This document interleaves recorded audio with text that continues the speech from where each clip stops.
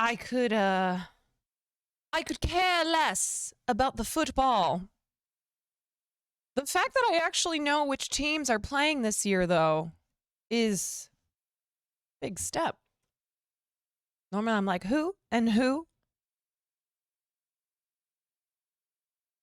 A what? Okay. Oh,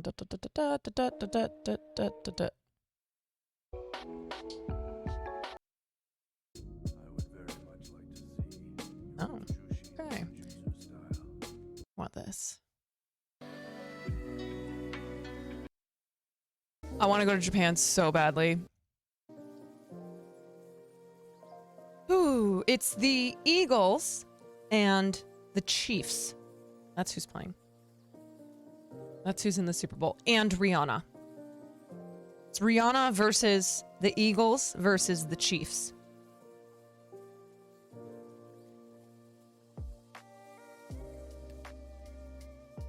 I have my money on Rihanna winning. Oh, yep. Okay, how's everyone doing? We are going to tonight. We're gonna do some. It's gonna be fun, and then it's gonna be not fun. So, I want to take a look at Vox did a video about the military's problem with extremism in the ranks, and I want to take a look at it because I just read a story in The Intercept, which is nuts, about a couple Marines who were charged in the January 6th riot. Okay? They were part of the riot, the insurrection, and they have not only not been fired from their jobs, they were promoted to highly sensitive spy jobs. Yeah. So we're gonna talk about that because this is a major problem within the military and the intelligence community. 15%, I believe, of those who were part of the January 6th riot have some ties to the military. 15%, right? So this isn't anything new. It's not anything, that... It's not anything surprising, but what's happening, because the Republicans control the House and because the extremist Republicans control Kevin McCarthy's balls, they are doing everything that they can to block any wokeism in the within the Pentagon and the intelligence community, because they want those extremists there. So we'll talk about that. We're gonna watch this interview where Colin Farrell is being interviewed while he's also trying out some very spicy hot sauces. And I kind of want to buy these hot sauces and try them out on stream one of these days. So, and you know what I love about Colin Farrell? I actually think he is so much more insightful and thoughtful and kind, and just comes across this way than people expect of him. So I stan. And then we're gonna look at a Jamie Lee Curtis interview, and then we will see. I will see how much time I have because I have to go to this thing tonight. The hot ones, yes, the hot ones. That's the hot sauce. One of my best friends, who once upon a time, long time ago, she came on Will's stream to do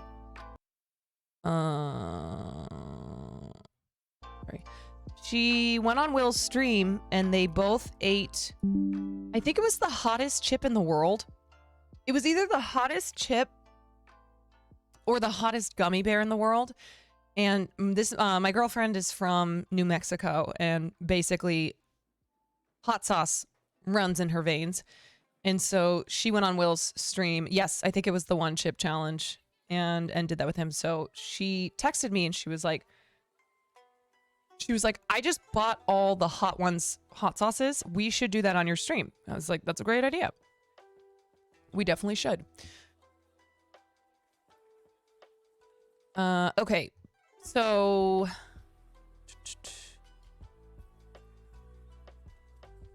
let me see what's happening.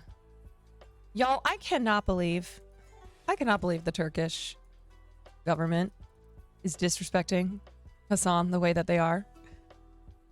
That piece that was written up about money being raised within from a Twitch streamer, from local Twitch streamer iShowSpeed, raising $200,000 for the Turkish government.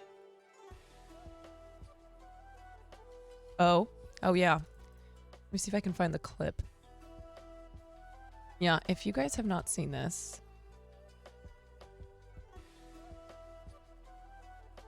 Yeah, here we go.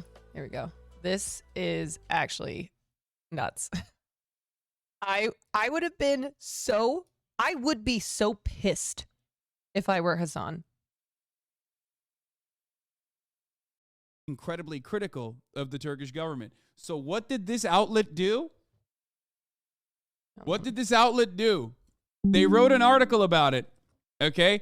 They said, American broadcaster raises funds for the Turkish government. Or raises funds for Turkey. Okay? I'm going to read the subheader.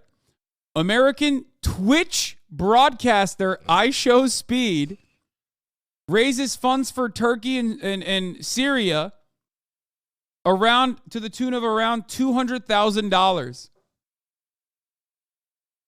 Congratulations to iShowSpeed, by the way, for all of his hard work. Now, of course, it doesn't matter. This isn't for like, I'm not showing you this to be like, oh, look how bad they're like fucking us over or whatever. Yeah, it is funny because Twitch streamer iShowSpeed is permanently banned from the platform. You know? He's permanently banned from the platform because he joked about raping a woman on a stream. This is how much the Turkish news hates Hassan. Yeah. Can I interest you in some hot political goss? Always. Toronto's mayor is resigning over an affair. Oh, shit.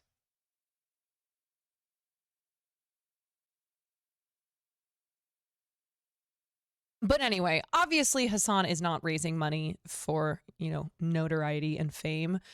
But can you imagine the fucking gall of the...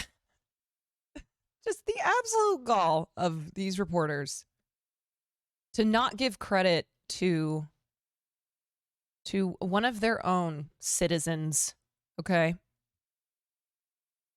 Oh my God, what the fuck? I thought he was just like little kid rage guy. What the fuck? Oh yeah, no. He's sorry, I know we're kind of jumping around. iShowSpeed is permanently banned from Twitch because of once upon a time, I think it was like one of those dating shows or something, and he essentially told this woman, I think it was like, if we were the last two people left on Earth, would you have sex with me? And she said no. And he's like, what are you going to do about it? Like insinuating I'm going to rape you because there's no one left on this planet to stop me. Yeah. Who's going to stop me? Yeah. Just casual rape joking. Yeah. Yeah. Yeah, so that's why just him being credited as the Twitch streamer broadcaster who raised all this money, which first of all, no, he did not. Second of all, he is not even allowed on Twitch. No, of course the media doesn't care about that. They're just like, Hassan Piker, who has criticized our president and has criticized our government? No credit. No credit.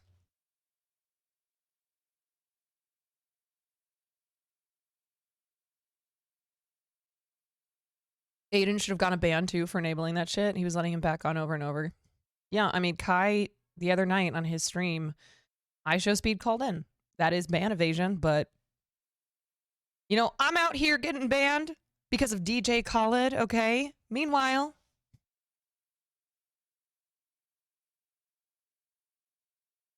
anyway. Anywho, okay, let me look in this. Let me look into this affair real quick.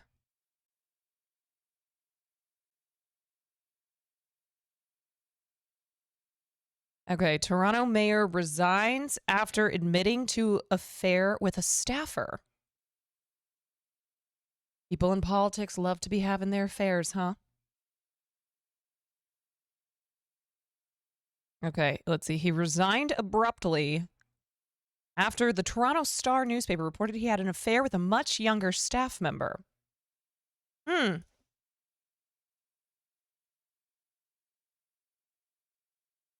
Well, at least he resigned, you know? If he were an American politician, they'd be like, you think I'm leaving? No. I literally just texted my mayor, this is our ex, or my mom, this is our ex-mayor. I don't know anything about this guy. Does he suck? Are we, I mean, obviously, you know, it's not great to have an affair with a younger staff member, power imbalances, all that shit. But if he's shitty, then this is great. This is extra great. He sucks, but in a normal politician way. Yeah, we've been so warped here in America, though, that it's like, is he on the George Santos level of just lying and committing fraud in every aspect of his life? Is he on the Donald Trump level of inciting an insurrection on our Capitol? Like, which level of shitty is he on? Is he on the level of, you know, all these Republican politicians who are trying to make sure that trans people are killed? Oh, he's not that bad. Okay. Yeah, it is Canada, so they have health care.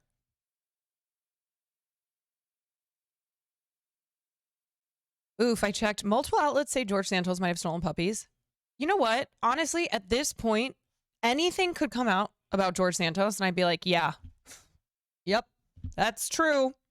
I believe that. I mean, truly, this man is the scammer of all scammers. Okay? I don't think anybody has ever had a scam, have run a decades-long scam like George Santos with as many components to it, right? You couldn't write this shit. You couldn't make this shit up.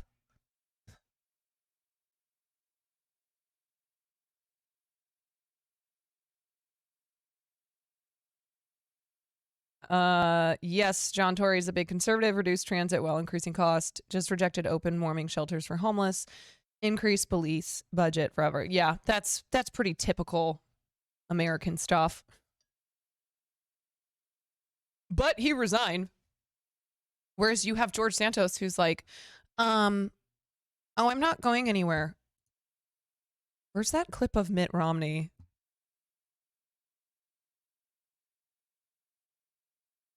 Okay, here it is. Yo, this clip went kind of hard. You know, as much as Mitt Romney sucks, sometimes he goes hard. You just said you don't belong here. Yeah.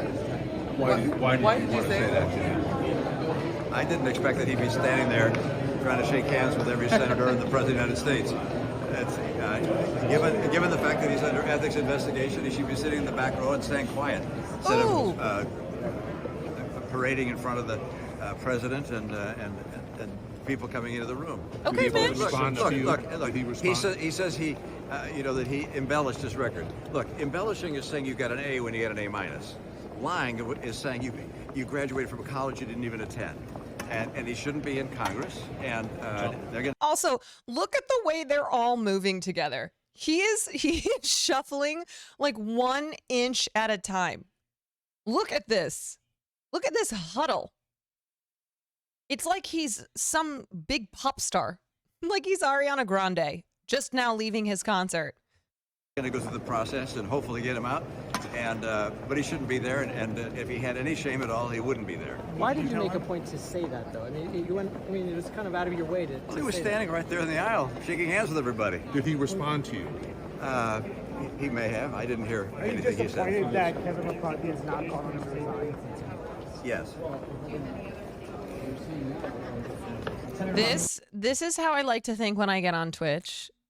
And ever I see anything, everybody's like, you know, writing shit down, holding up their phone to me. I'm like, okay, here, listen. I'll give you a quote. I'd hate having people around me like that. Yes, that is anxiety inducing. Like the amount of phones just shoved into his face, just shittily recording. It's like when your parent goes to a concert or something and is recording it and then sends you like one of those recordings. You're like, this is so bad. This is so bad. Where was oh god, there was some tweet and oh fuck, I don't know if I can find it, but God, I like way too many tweets. It is impossible to ever find anything. Anyway, there's this tweet and a picture of this company that had a retreat at some pop star's performance, and they were all in suits and ties, and they were just all they were all just sitting there. It was hilarious. Your mom goes to concerts? Sometimes. My dad goes more. My dad loves the Grateful Dead. He's a big Deadhead. Yes, the Meghan Trainor one. Okay, wait.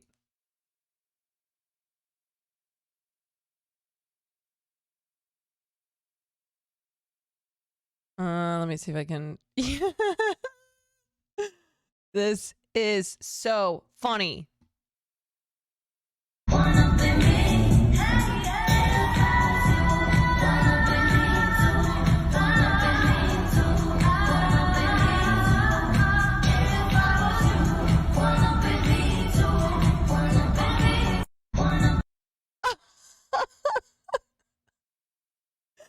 Oh my god. The thing is though, they're all watching, right? It's not like they're on their phones doing business or whatever these businessmen do. They're all just sitting there watching it like it's a movie. Big old booty ass. Thank you for the 5 months. Having a blast. And then I imagine like telling their daughters, oh, I went and saw Meghan Trainor. It was very good. I enjoyed her music. It was very fun.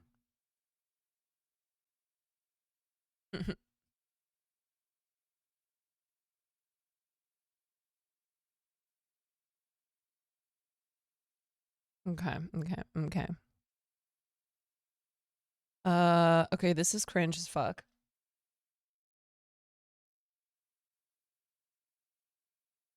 But honestly, I relate because whenever I say anything and y'all are hyping me up, I'm like, yes, I am a genius. I am queen. Yeah, exactly. It's the whole point of a meme. Exactly. Yeah. Yeah, And just typically having you yes men. like the meme too that you'll post, and so people know where it's coming from. These belong to people. Yeah. You create your own memes, though, don't you? I saw it create some memes. Your meme game is strong. Thank you. Yeah. Yeah, exactly. It's the whole point of a meme. Exactly. Yeah. Your meme game And is typically strong. you'll like the meme too that you'll post, and so people know where it's coming from. These belong to people. Yeah. You create your own memes, though, don't you? I saw it create some memes. Your meme game is strong. Thank you. Yeah. I don't think the guy on the right agrees. Your meme game is strong. Oh, thank you. Thank you. This is why Elon continues to do what he does.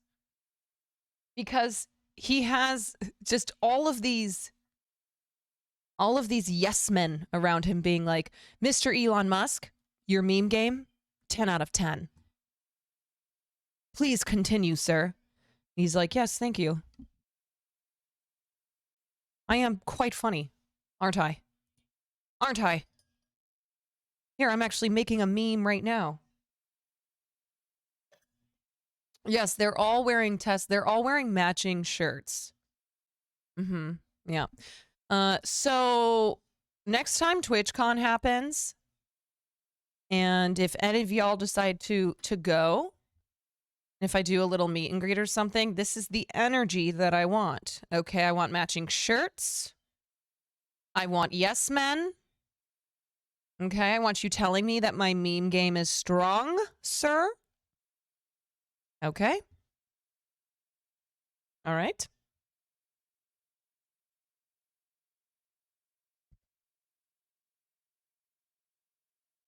Noted. Good. Good. That's right. Anytime I post a GIF, do you know that I think I'll go my entire life and never know? Never be 100% confident when I say GIF if it's GIF. I think this is something I have just come to the conclusion on. That every time I go to say it, there'll always be hesitation where I go, that's not right, is it? No. Yeah, you have your cousins and then your first cousins and then your second cousins. No, sweetie. No, that's not right, is it? The creator says GIF. Okay, well, still, I will never know.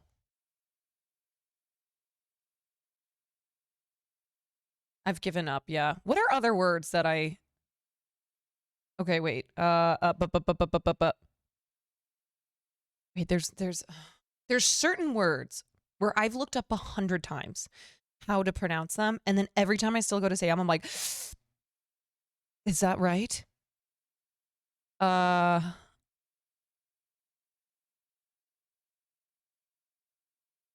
on. I'm blanking now, and there's one word in particular.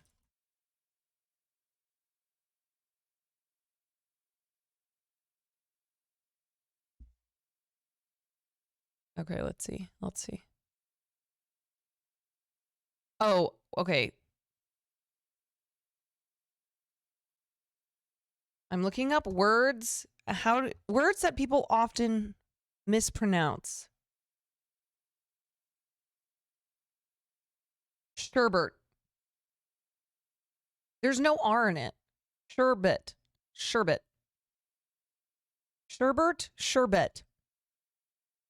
Caramel or caramel. Mm-hmm.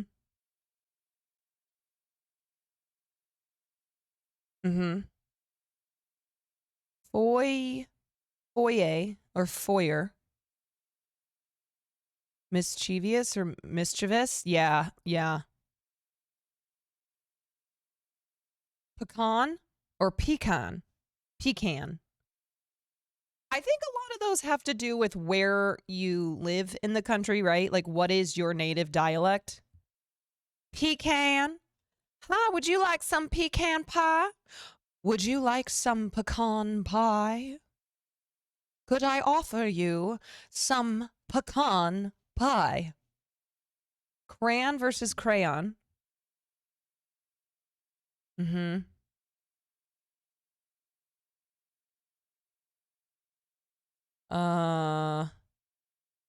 Electoral. Elect versus elect. Yeah. Prestigious versus prestigious. Yeah. But those are all words that, like, I think you can, again, that has to do with dialect. I mean words that people just mispronounce all the time, right? And it has nothing to do with your dialect. It's just people not actually understanding the way the word is supposed to be. Nuclear versus nuclear. Water versus water? Wooder? Who's out here saying wooder? Licorice? Licorice. It's not licorice. It's not licorice? It's actually licorice. Wait, what? Have you heard how Canadians say aluminium and against? Uh, Sigourney narrated a whole documentary about water and kept calling it wooder. Wooder. Wooder. I've never in my life heard that. Wooder. Now I'm going to say it. Now I'm going to say it all the time.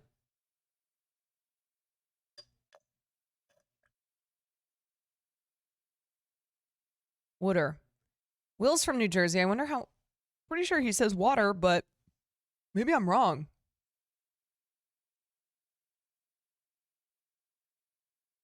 Maybe I just haven't never been listening. Have I seen the video of Benedict Cumbersnatch mispronouncing penguin? No, repeatedly. What is he called? Penguin? Penguin. Penguin. And over here, we see a penguin that has left the nest. That's funny. Oh, words. I mean, words are just fucking made up, you know? My ex-boyfriend from in college, he had this friend who, he was not a very bright dude, but there was this really funny thing that he did where he would just always make up words. And he would say them so confidently. And I used to wonder, like, does he know these words are not real words? Or is he just ahead of the game, right? Like he's at an 11 and we're all at a 10. This man has realized that the English language, you know, obviously it descends from Latin and other languages that came before, but it's just made up, right? So he's just out here, like he would put together two words and make it a word, but say it with such confidence that it seemed like people would go with it. And I'd be like, that's not actually a word, but it is now. This man rewriting the dictionary. Mm-hmm. Yeah, he's just out here like Mr. Webster. Watch out, I'm coming for you. Making up expletives. Yeah, I like getting creative. I like getting creative with expletives, right? I mean, listen, I love a good F word, okay? But I love people who don't like swearing, but obviously, you know, everybody stubs their toe. Everybody finds himself in a situation where expletive is going to come out. And so like people who are, I don't know, just very conservative with their language and don't like to swear, son of a biscuit. Shit like that. I used to say shiitake mushrooms all the time, unironically, because when I was in high school, for the freshman year, I was coming off my my Christianity stint, so I did not believe in swearing. I thought it was bad. So I would say shiitake mushrooms. I would say things like frick muffin. My sister and I, yeah, we would say that. Mother frick. Mother Flockenstein. Yeah. Shut the front door is maybe one of the greatest phrases that white people ever made up. Shut the front door, you know? There's a lot of talk about how like a lot of black people are on Twitter trying to get white people to reclaim their culture, right? And stop appropriating black culture. And they're always like, y'all came up with shut the front door. That was 10 out of 10. Shut the front door is white culture. Right? You never should have given that up. Go back to shut the front door. Talk to the hand. I mean, come on, right? White people made up talk to the hand. That, they never should have left that behind.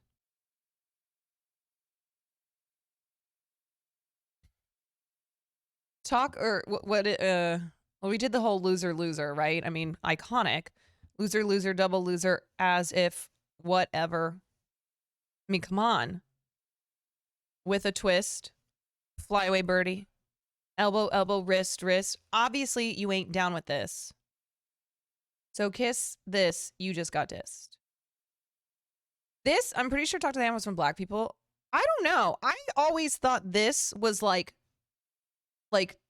preteen white girl. This move. Talk to the hand. Or what's the other one? Talk to the phone because the face ain't home. Yes. Talk to the hand because the face at home. Leave a message at the tone. Beep. Is this really taken from black people? Damn, okay, I guess white people they don't have anything. I guess. Oh my, this.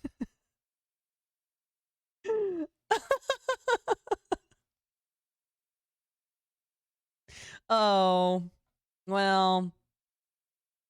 At least loser, double loser. That's white culture, right?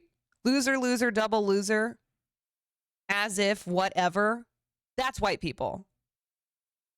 Whatever, major loser. Come on. That is definitely white culture. Yeah. Dang nabbit. Mm-hmm. Yes. That is aggressively white. Let's rock today. Like, I missed that era, right? How many times did we do this? Let's rock today. HE double hockey sticks. My mother will still say that. Yeah. What in the HE double hockey sticks? White culture. Okay. What in tarnation? Yes. That's what I'm talking about. We need to go back to this.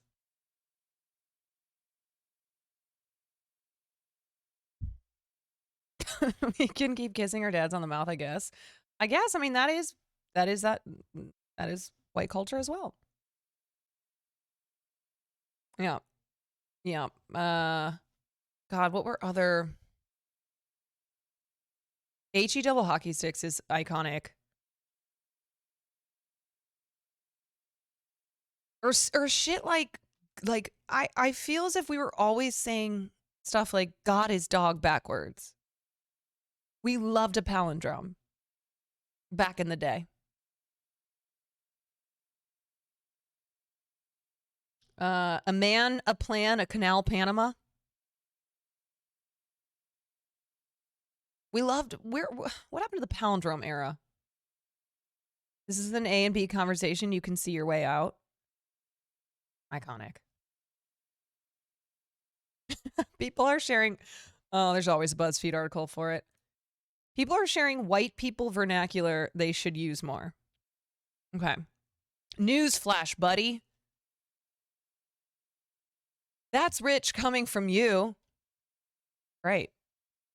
Okay, no more Mr. Nice Guy. Which was updated to also include, okay, no more Mrs. Nice Guy. No more Mr. and Mrs. Nice Guy. Let's skedaddle.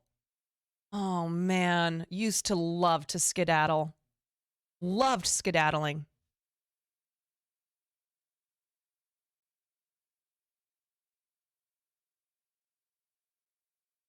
Let me be frank. You always knew when a white person says, let me be frank, they were about to roast you or somebody else. Let me be frank. Okay, Frank. And that was always the response, right? You'd be like, okay, Frank. Thought your name was Mike, but okay, Frank. Who's Frank?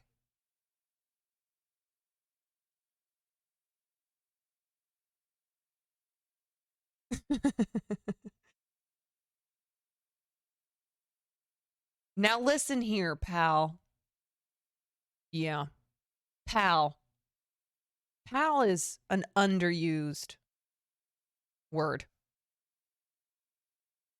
Pal. Hey, pal. Pal is such a dad word. Hey, pal, come on over here. Hey, buddy. Hey. That's Joe Biden, yeah. Pal. Buddy, old pal.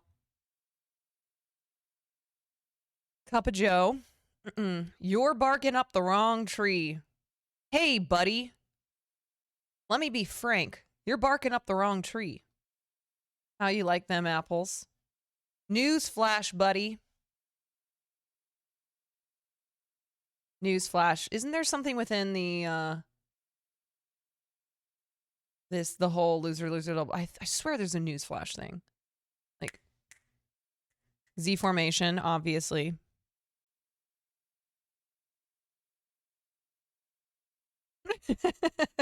When in a confrontation. Oh yeah? You and what army? I swear to God, you go back and look at any 80s, 90s film, especially with a gang of kids. Oh yeah? You and what army? Was in every movie. Oh yeah? You and what army? Got him. 80s nerd films. Yes. Yes.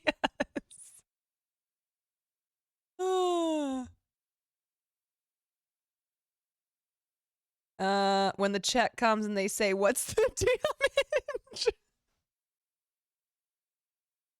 What's the damage? Oh my God. What is the damage? Okay, wait, I'll watch that after.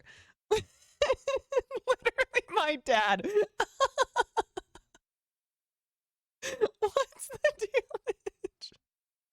This is so funny. It's so funny. Especially when we'd go out to eat with like our big family. Alrighty, what's the damage?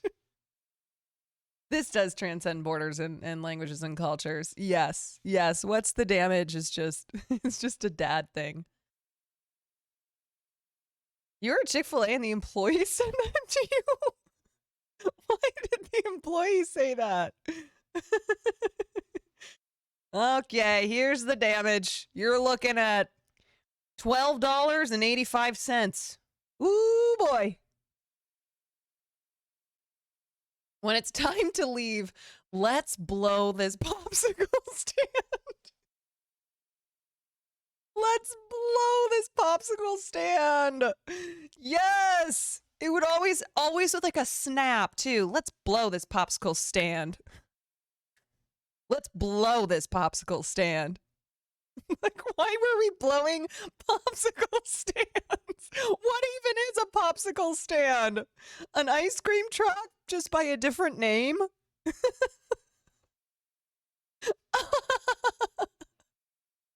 Oh, man. Popsicle stand. Why don't people say these anymore? I don't know. I don't know. That's what I'm saying. We need to go back to this. Children doing, yeah, just children doing casual terrorism. You've never, okay. If people have never heard this phrase before, this is hilarious because I swear we said this all the time and I grew up in the Midwest. So I don't know if this is a Midwestern thing or if this was a 90s thing. Like I was a 90s kid in the Midwest and we said this shit all the time. I don't know why. Let's blow this popsicle stand. I would say this. I was saying this in high school.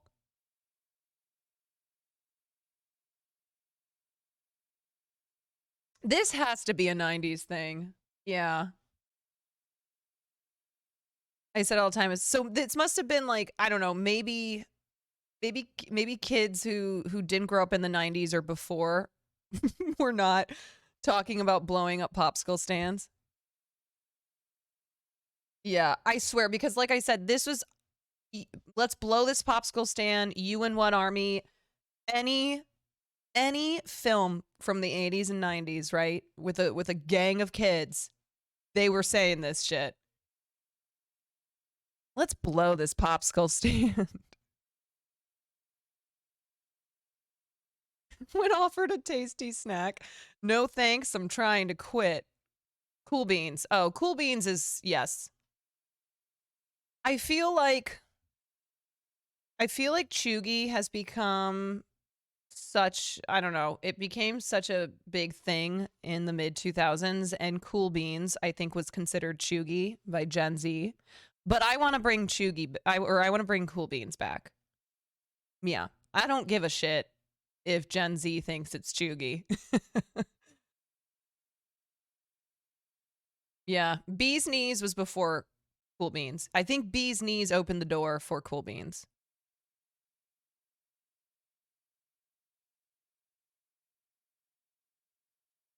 When someone doesn't drive when it's a green light, not your shade of green, pal.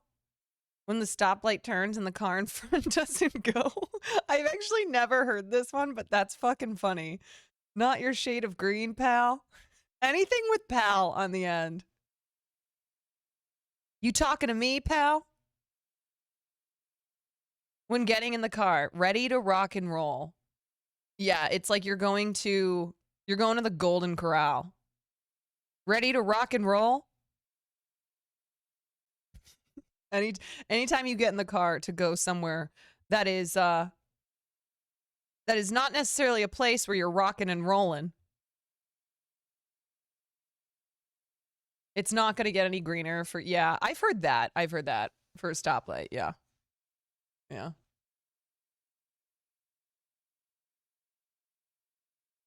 Calling someone a wise, hey, this guy thinks he's a wise guy.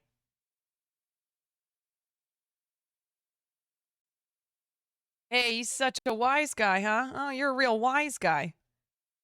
Yeah, that's also dad culture. Oh, you're a real wise guy, huh? Pal. Buddy old pal. When doing something boring, living the dream. Oh, yeah. We've all said this. Living the dream. While doing the most mundane thing you could be doing.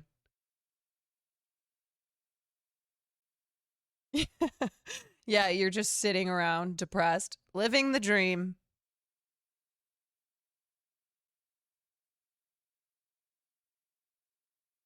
Oh, this is a list.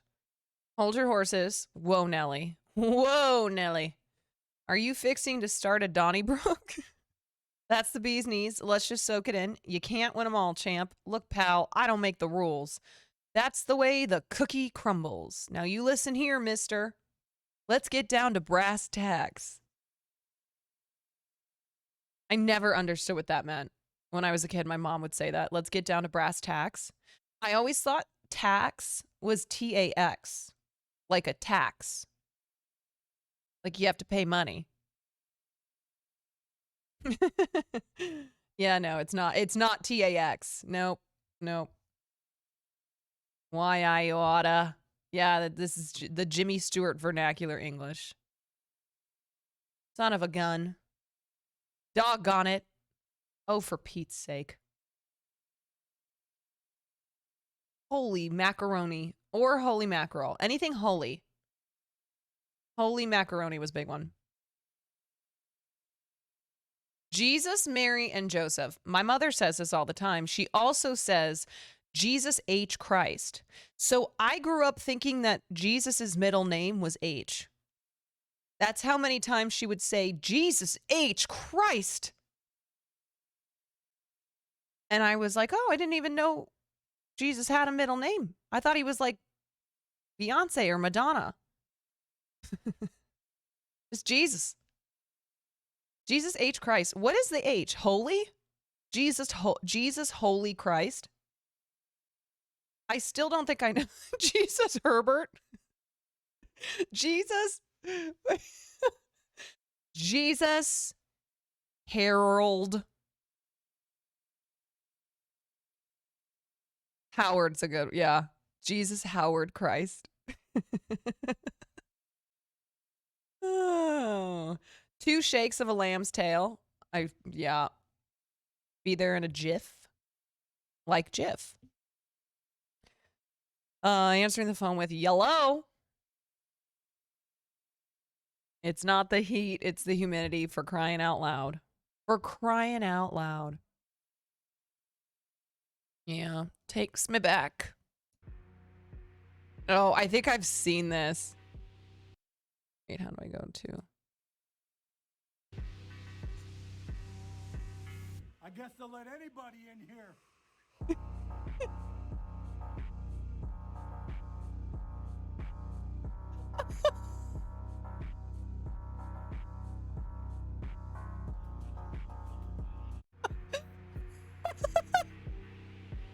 Wait.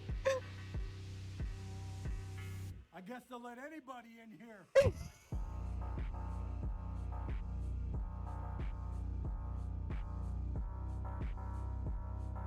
It's Chili's. Shoes at Chili's. I guess I know the volume's too low. I couldn't figure out. It's TikTok. I never, or this is YouTube Shorts. I do not know how to change volume on these things. The Chili's. The Chili's pan out at the end. Oh my God, man. I guess they'll let anybody in here. Looks like trouble. Yeah. Oh my God. Oh, I love that shit. I love it. Anyway, that's what we should be going back to, you know? You know? Take me back to that time. I guess they'll let anybody in here.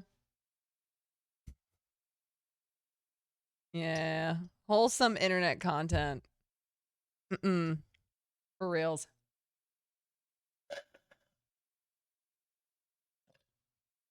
I need some water. I'll be right back.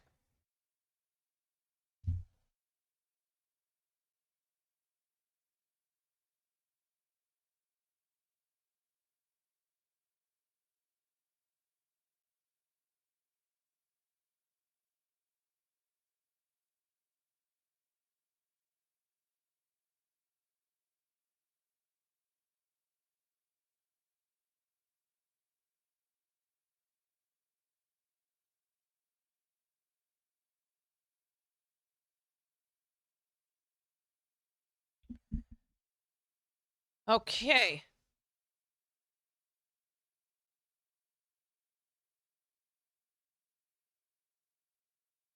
Hello, sweet auxiliary. How are you, cutie pie? Okay, let's get into the content. What do I want to start with?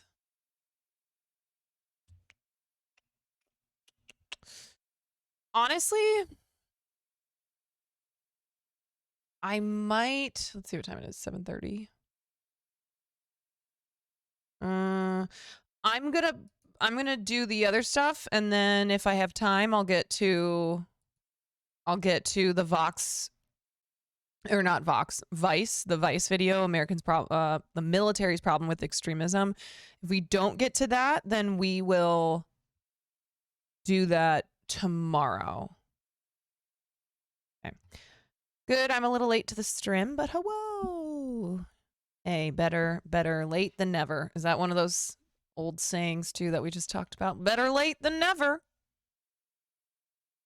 All right, let's start off with this Jamie Lee Curtis interview because it's very precious. It's very sweet. I love doing my job. There is no one Woman loves you've acting. ever met who loves being an actor on a movie set more than me. I believe that. I love it. I love every second of it. I love driving to work. I love if it's a film studio, I love driving on the lot. I believe her. I love the collaborative art form that is the movies. I love the community of it. I love being on a set. I love never leaving the set. I love watching everybody do their work. And then once the work gets completed, I love championing the work. I am a head cheerleader. I was a head cheerleader in high school. I am a head cheerleader in show off business. She does have that vibe. And so for me, that's the great gift, is getting to do this job. And by the way, I had the same feeling when I would go to an Activia yogurt commercial. Yes. I still love the community of the people, the collaborators with the cameras, the sound, whatever. It didn't matter what the content was. Just like that atmosphere.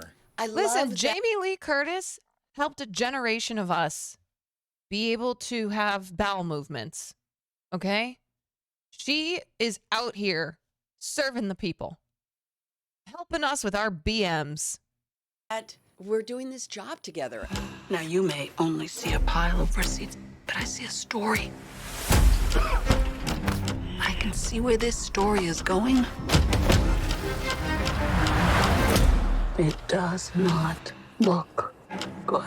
All of this beautiful highlighting of it, which I understand is partially because I'm old and because I've now had these kind of wonderful opportunities. And in this case, with Everything Everywhere All at Once, a movie that had such humble beginnings, had such beautiful intentions that then were met and grew. And watching this little movie made in 38 days in Simi Valley, California in January of 2020, to see that movie released last April grow and grow and grow and have people all over the world start embracing it, having entire families reunified by it, having an entire culture feel seen and presented in a way that they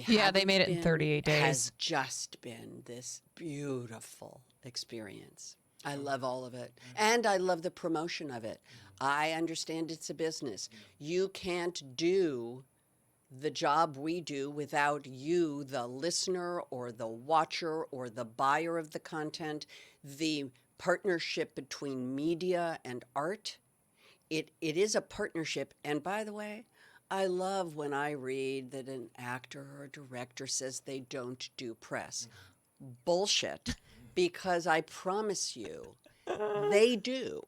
When the project that they really want to get out to the world requires them doing the New York Times, whatever it is, it's a posturing. She's calling of people some out. sort of separation of church and state, that one is art and one is commerce and advertising. And the bullshit of it is that we are all in this together. We cannot exist without you. You cannot exist without us. That makes us partners. And that's where the show and the business come together, which is why I like to call it show off business. But it is, I am raised by that ethic. My mother, who came from nothing and was the luckiest girl in the world, who wrote a book called There Really Was a Hollywood, because that was her life story. They were not given the option of participating in the press release. They used to go on trains across the country and do whistle stops to promote their films. So I was raised with that ethic, and it has continued for me in whatever it is I do. And I only now rule social media because it's a promotional tool. I don't share my deep interpersonal thoughts with the world. I know how to use the tool to promote things I care about. You adapt it to the times, and a lot of people seem that they're above it. And you just did a mic drop. I think we're done now, because like that needs to get out there. Like, we are partners in this. You know, it's okay to love movies as we do, and it's okay for you to want people to go see your movies. Yo, this is such a good point, right? This applies to all of us. And I fucking feel this way all the time. I feel so cringe, right? We've got to stop using the word cringe so much. But I feel that way whenever I'm promoting myself, okay? Me being like, hey, hashtag vote. Don't forget to do your nominations for Rising Star. Like, it's something where we should, I actually think that it's a more of a humble thing to be promoting yourself rather than expecting that people will vote for you or find your art or buy things from you without you having to say anything, right? I think a lot of people feel this cringe when they go online to promote their product or, you know, their work, whatever it is, when in reality, we shouldn't be expecting that people will buy what we're selling, okay? Or, you know, get on board with it without us promoting ourselves. You have to. And you're right, it shouldn't be seen as something egotistical, but it is. It's like this, oh, I'm too cool for school. I don't need to self-promote, okay? Right? It's like people will know. And if they don't know, then fuck them. Taylor talked about embracing the cringe. Yeah, and I think that this is something where I maybe back in the day would have looked at someone like Taylor Swift and been like, ugh, she's so self-promoty or whatever. But I actually admire it now. She is so famous. Her net worth is the GDP of a small country, right? And yet she is still out here, of course, promoting her work, promoting her art, because she doesn't consider herself above it. Yeah, so, you know, if y'all, whatever you do, if you're artists or whatever it is you do where you need to promote online, do it. Okay, listen to Jamie Lee Curtis, all right? Show off business. Okay, show off your business. Let the people see. All right? Bring them to you. As someone who works in sales, asking for the sale is very difficult. You really do have to humble yourself to do it. Yeah, of course, right? Like, at the end of the day, a lot of us are selling something, right? We're selling something, whether you literally work in sales or not. I mean, that's how we survive too.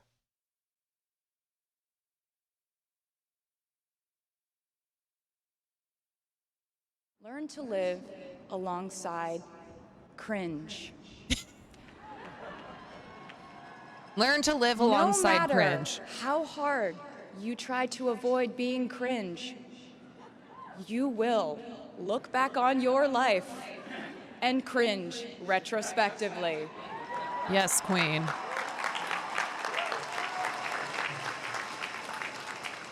Cringe is unavoidable over a lifetime. Even the term cringe might someday be deemed cringe. I promise you, you're probably doing or wearing something right now that you will look back on later and find revolting and hilarious. You can't avoid it, so don't try to. For example, I had a phase where, for the entirety of 2012, I dressed like a 1950s housewife. But you know what? I was having fun. Trends and phases are fun. Looking back and laughing is fun. And while we're talking about things that make us squirm, but really shouldn't, I'd like to say I'm a big advocate for not hiding your enthusiasm for things. Yes. Agree. All right, back to this. But yeah, promote yourselves, okay? You work hard on your shit, promote it. Share it with the world. Okay? By the way, you're probably a bigger cinephile than I am. I love movies. Yeah. I'm lucky I'm married to Christopher Guest, who has a iconic couple. A deep love of movies and a deep history of movies, and is a particularly intellectual man who provides me, have you seen this? No. Oh, you need to see this. I didn't go to film school. I barely got out of high school, let alone a film school. And I'm a movie fan, but I'm not a movie historian. I am not deeply rooted in the history of cinema. I'm a movie appreciator.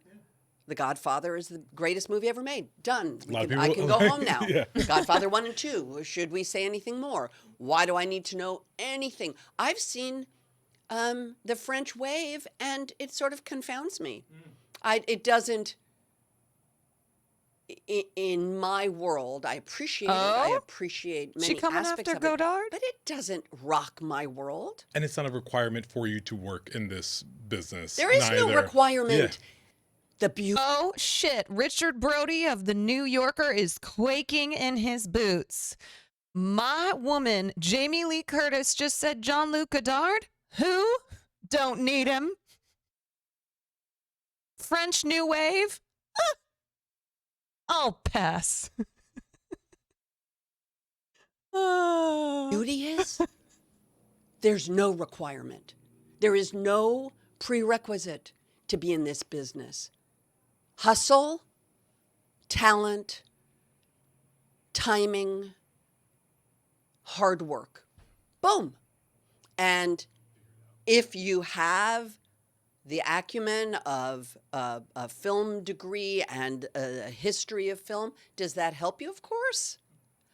But it's not the requirement. It's about something coming alive on the screen. And I don't think you can teach that. In speaking with some of your castmates over the last few months, looking through social media, I am looking to... Careful with social media. I know, it's not a good place to have a conversation, but I'm looking to devise a plan, and I would love to know if you would jump on this with me, to politely ask the Daniels if they would be willing to create we'll call a spin-off, Everything Everywhere series of the Hot Dog Fingers universe that has you and Michelle Yeoh exploring that. There will be no. You know what? We already explored it. Jamie Lee said no. No, honey. We don't need no hot dog universe, okay? We did it. We did the damn thing, and the answer is nope. I know, but we did it all. We did it? Okay. We did it all wordlessly in about a 45-second montage. You saw it all. You saw the love. You saw the connection. I love her. You saw the fracture. You saw the pain of the breakup. You saw the rage. The entire relationship is perfect, perfectly intact. Yes. In a wordless, improvised montage. Jamie Lee Curtis, as you know, you have to accept it. I accept it. Even though Stephanie Hsu did say that the Rock universe, she would totally watch a entire silent film of two rocks just having a conversation. But we would never need to. But we wouldn't need to. You know why? Because that sequence is perfect. Because is. where it comes in the movie is a moment of such pain and shock. And then it's that the scene that makes you cry. Yep. Stillness. And at first there's no sound. It's so genius. And that there aren't voices. And that it's, in fact, I believe when you speak to Michelle Yeoh, you probably already have. Not yet. Soon. Soon. Okay. I'm just going to let you know. Michelle Yeoh. Is the reason that I am sitting at this desk. Michelle Yeoh is the reason that for the rest of my life, you will say Oscar-nominated actress Jamie Lee Curtis. Wow. Michelle Yeoh is the reason that is happening. Because when my agent called me and said, Jam, there's this movie, the Daniels, I knew the Daniels, and he said it stars Michelle Yeoh and you would play her nemesis. And I said, I'll do it. He said, well, no, Jamie, you need to read this. It's out there a little. I said, I'll do it. Michelle Yeoh, but the reason I brought Michelle Yeoh up, I believe originally it was going to be voiceover, the Rock universe. And I think Michelle Yeoh was the one who said, no, it should be subtitled. It should be silent. You shouldn't hear their voices. I just want to stop for a second because this is a really cool moment. Jamie Lee Curtis so viscerally emotional about the impact that not only this movie has had on her life, but Michelle Yeoh in particular, right? Jamie Lee Curtis is Hollywood royalty. Okay. We love her. She's a Nepo baby through and through, right? Her parents are Janet Leigh and Tony Curtis. Her grandmother is Tippi Hedren. Jamie Lee was born and raised in Hollywood. And here she is pointing to Michelle Yeoh, who is, she is an Asian actress. She is an immigrant to this country. And for many years, although she achieved enormous success in China, in Hong Kong, she did not have the same recognition in Hollywood that white actresses of her caliber would have had, right? So for Jamie Lee to be getting choked up here and saying that for the rest of my life, thank you to Michelle Yeoh, which, also credit to Jamie Lee, but she is saying Michelle Yeoh was why I did this project. I will forever be now known as Oscar nominee Jamie Lee Curtis. And it's just, this is a really, really cool thing for her to be acknowledging a fellow female actress, but one who comes from a completely different background than she does. Like, there's many times that for a long time, actresses of color or immigrants and whatnot, they looked at white actresses as just their heroes and women whose careers that they wanted, the role models that they looked up to. And so to see the reverse here is just, it's beautiful. Fuck. I mean, come on. Yeah. Fuck. I mean, come on.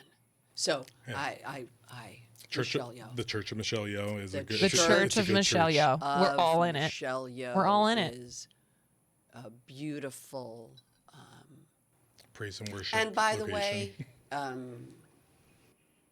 no one is having a better time than Michelle Yeoh. Mrs. Wang. Mrs. Wang. Mrs. Wang, are you with us?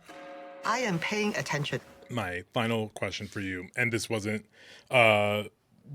nepotism, just having a Variety magazine here Are we bringing up sitting in nepotism? front of us today, because I wanted to ask you, because I know you spoke about it on social media, but we did our 100 Greatest Movies issue, and on the cover of that issue I know. was your mother.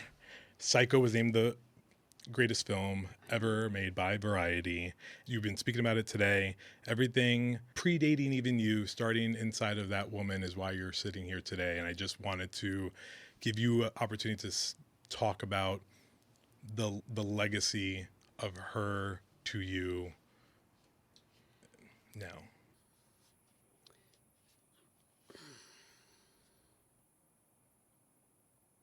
She loved her life. She loved it. She loved being Janet Leigh. Tony Curtis loved being Tony Curtis. That's her dad. They both came from such hard beginnings, tragic, impoverished beginnings, to both reach the heights that they did in their careers. And they were the first people I thought of. The second my name was called, they popped into my head. Both of them were nominated for Oscars, and I was aware of that. I have looked at their careers as these incredible things. I'm chop wood, carry water girl. I'm a get your hands and feet dirty kind of girl. I am in the grit of my life. I don't look at the season of shiny things and there are some beautiful pictures taken of me by fantastic photographers and great makeup artists and stylists, and do you know what I mean? And yes, there's some beautiful imagery of me. I don't feel that way. I am a realist. I am a I'm a realist in every way. I look in the mirror, I see what I look like, and I look like me. They both had they both had that golden age of Hollywood. And therefore, I always felt that their careers were impossible to even come near. And when they called my name that day, all of a sudden, my parents became my colleagues. And it evened it all out a little. And it made me realize that I bought the same bullshit of the golden age, because it wasn't a golden age. It was just hard work, hustle, heartbreak, alcoholism, drug addiction, betrayal, infidelity, violence, great fortune, miracle moments, and that my mother ended up in a movie that became the #1 movie on your variety list, and her image on the cover of the magazine. That little movie that they made with Alfred Hitchcock, I don't think anybody making that movie was going to go, I bet you in 2023, they're going to say it was the greatest movie ever made. They were hustling. It was hard to make. And in the same way that Everything Everywhere All at Once is this not only creative experience, not only this critical experience, but the universe of people have gone over and over and over to see it in theaters.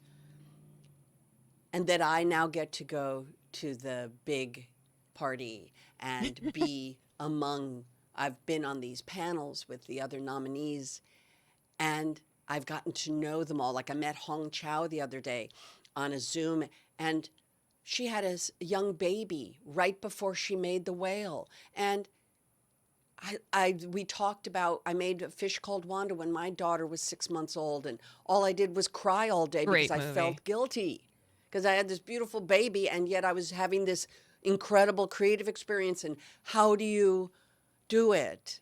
And so it's a beautiful continuum of creativity, hustle, luck, and that completely undefinable part of it, that special magic sauce. I don't know what it is. I'll never know what it is. I'll never understand.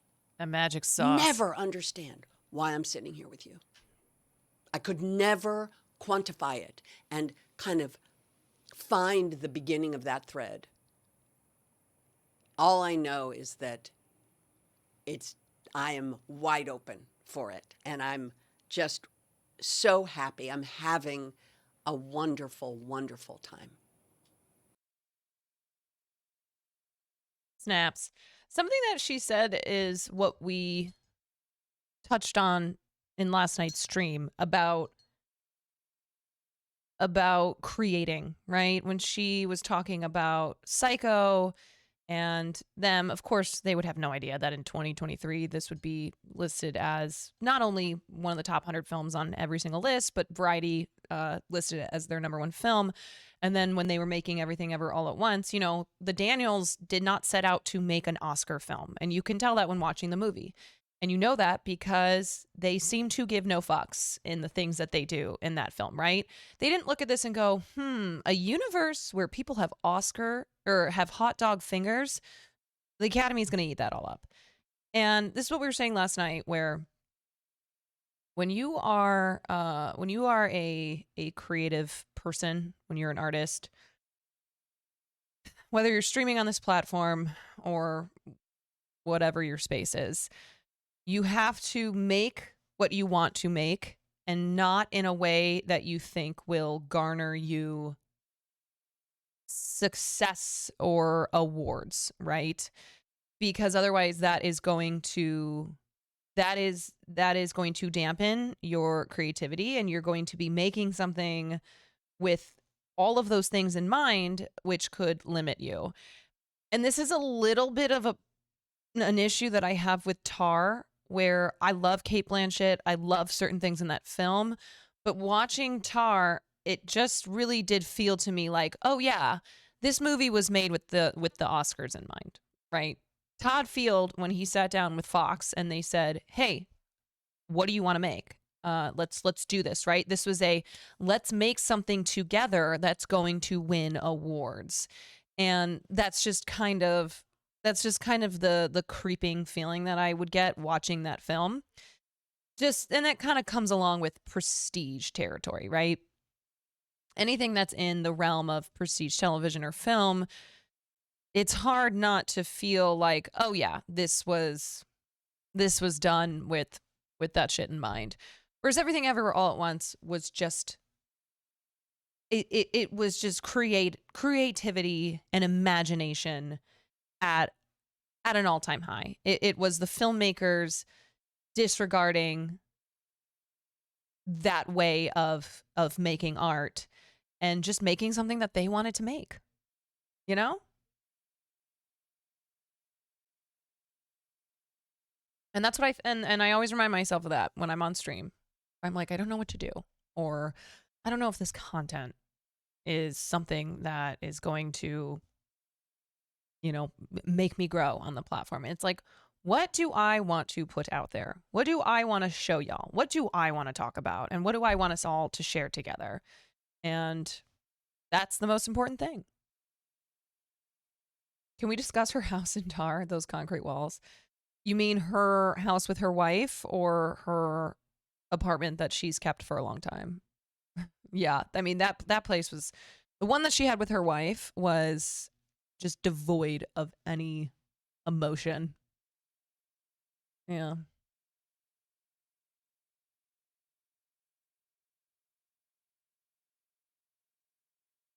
Alrighty.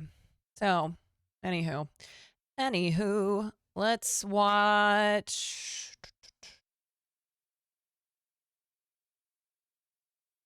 Oh,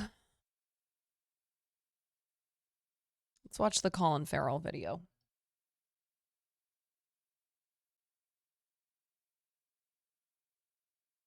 That's why I loved Everything Ever All at Once.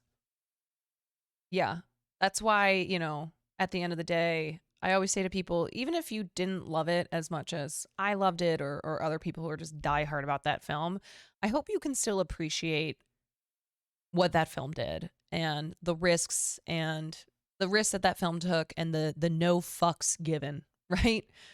Absolutely no fucks were given in making that film. And that to me is just very admirable. And it's why every time I'm watching something where the filmmaker very clearly gave no fucks, right? And did what they wanted to do, even if it doesn't work, even if I get to the end, I'm like, I mean, I didn't love that. I still have an admiration for it because of the element of no fucks given. Yeah. And that's just something that, you know, when I discuss film, and when I try to impart my my thinking and the way that I critique and analyze and evaluate films, that is something that I hope that you all take away as well, right? Watching something, even if you don't love it, or if you don't, you know, doesn't work for you, at least the person who made it took a big swing. I had an acting teacher a theater teacher, professor in college, and he used to always say, the worst thing that you can do is not make a choice. And so what would happen is, anytime he was directing a show, both the actors who were in his shows always knew they had to make a choice, right? And sometimes the funniest thing he would ever do is, you would make a choice and he would go, when he was doing notes at the end, he'd go, okay, so scene 3, blah, blah, blah.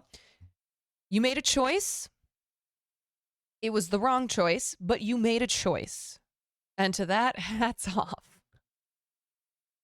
Right? Because he's like, I would rather you make a choice that didn't work, that was the wrong choice, than to make no choice at all.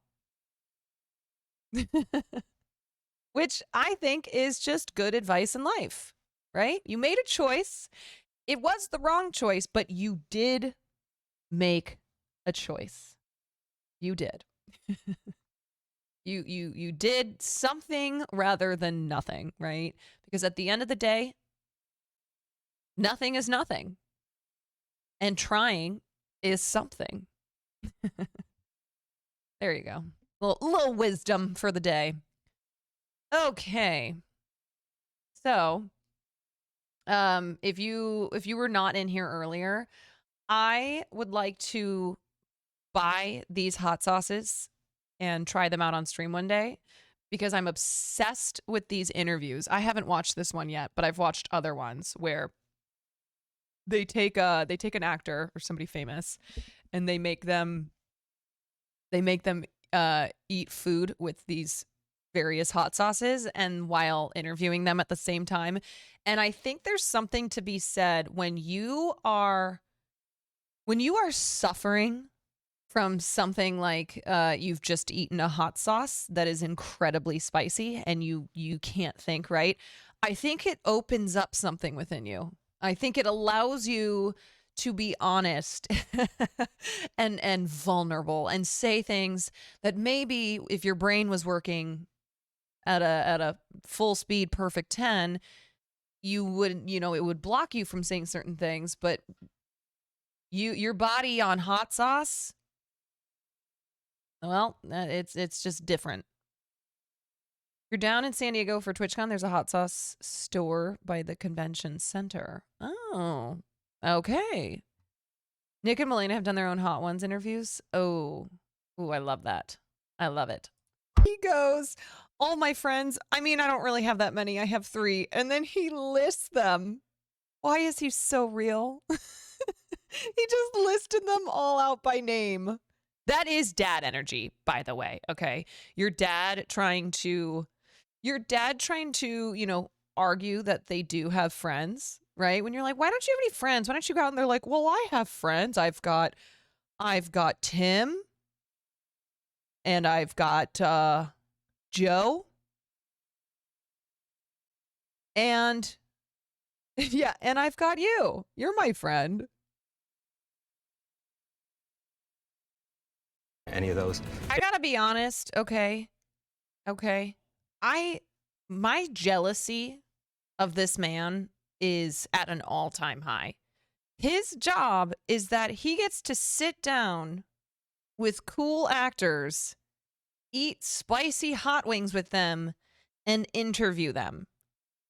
This is a dream job. Are you kidding me? Getting to sit down, bro out with Colin Farrell over some wings. In exchange, you have to be bald. That's fine.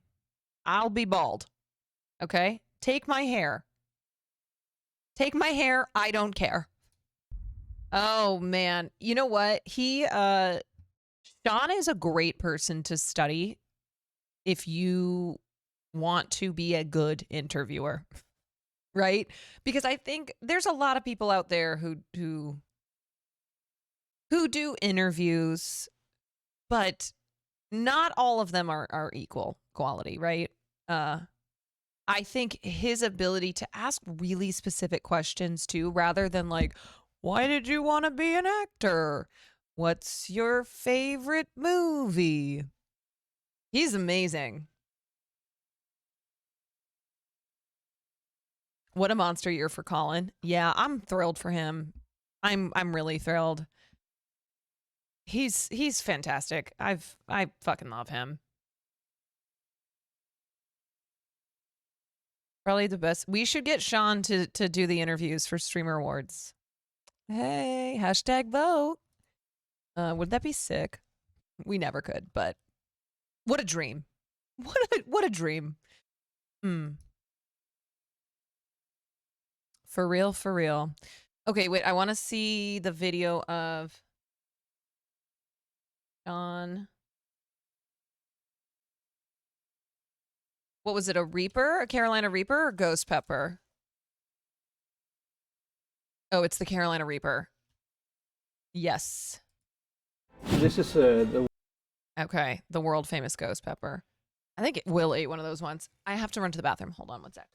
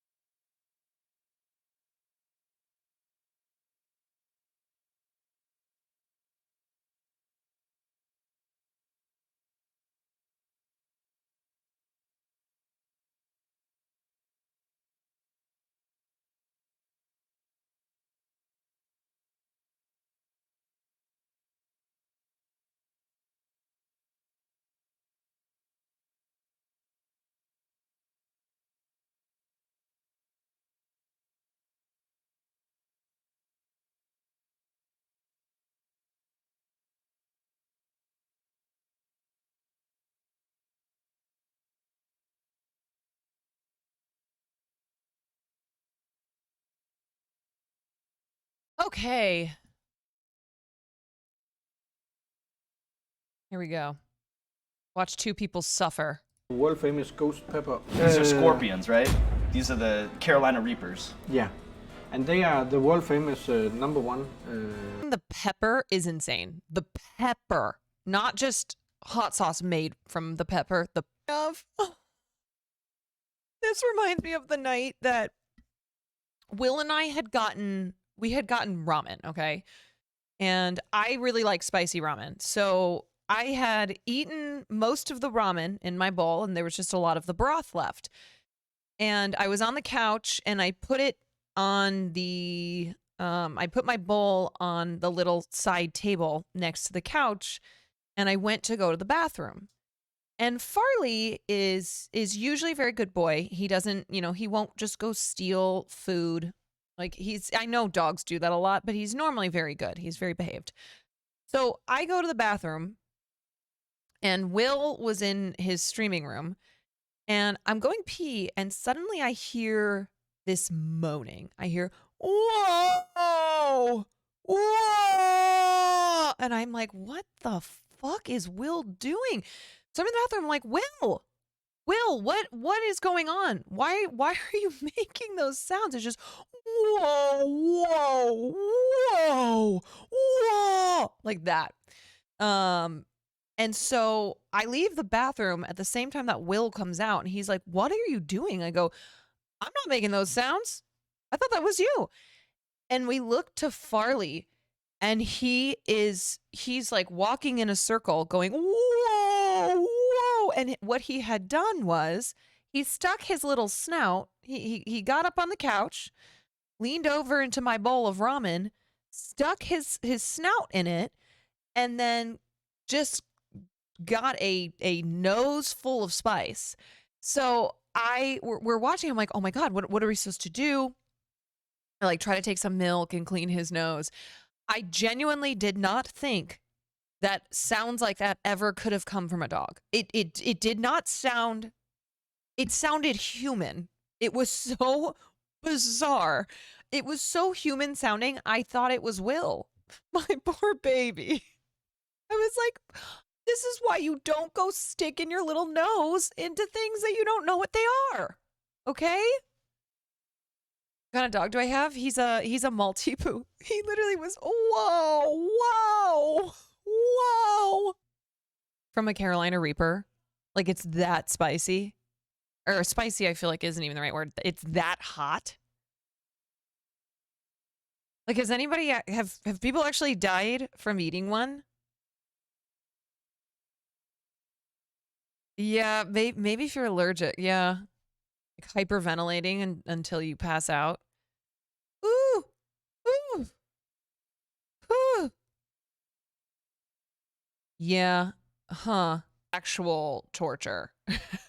I'm surprised the U.S. government has not used Carolina Reapers in torturing people down in Guantanamo. They're not like, oh, you don't want to talk? Okay, all right. Here's a Carolina Reaper. I think you'll change your mind. Yeah, you know why? You don't need waterboarding when you've got Carolina Reapers. This is okay. Like the thing is though, I enjoy spicy food. Who says they haven't? That's true. That is true. I enjoy spicy food. Okay, I like things spicy, but when something is too hot, it's miserable. Like you can't even enjoy. They just ate the whole pepper, but like if I go out to eat and you know, especially if I'm at like an Asian restaurant or an Indian restaurant and I eat something that's too hot, you like can't, you're just miserable. You can't enjoy the flavor of the food because you're just fucking dying. Pepper spray is made with Carolina Reapers. Oh, okay. Okay, that makes sense now. That makes sense. You get that shit in your eyes. Lord. Good Lord. The hot overriding the flavor of food. But there are people who love their food just the hottest it can be. Your white ass was on the ground. Okay, I want to watch the video where the orchestra eats the chili peppers right before they go, right before they play.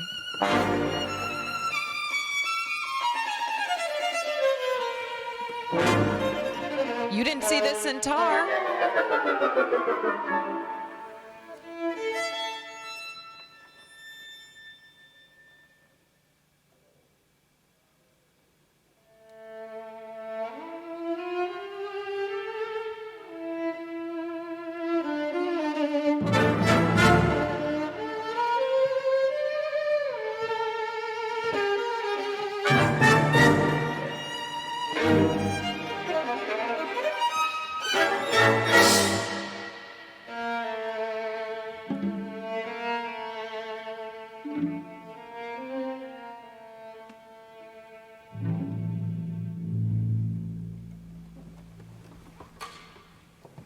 Okay, here we go.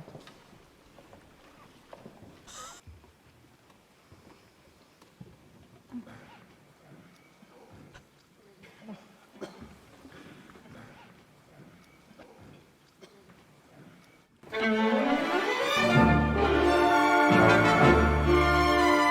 you play a woodwind instrument?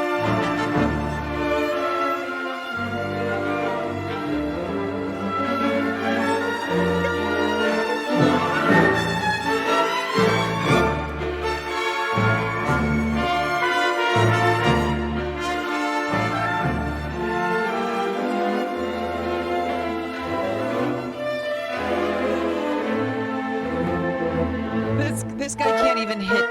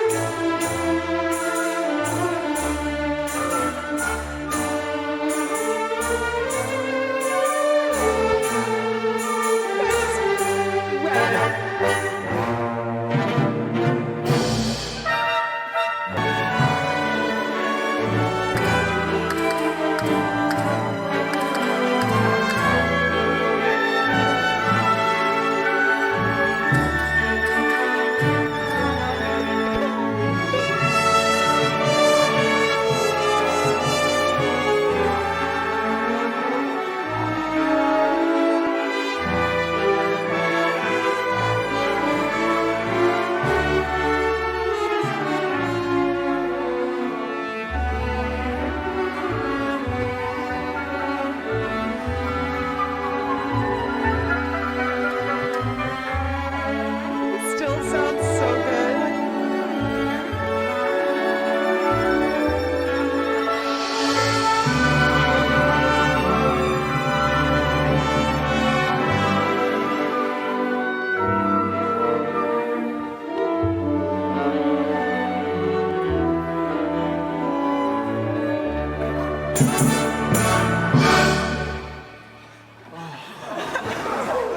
Oh, just collapse. They just collapse and die.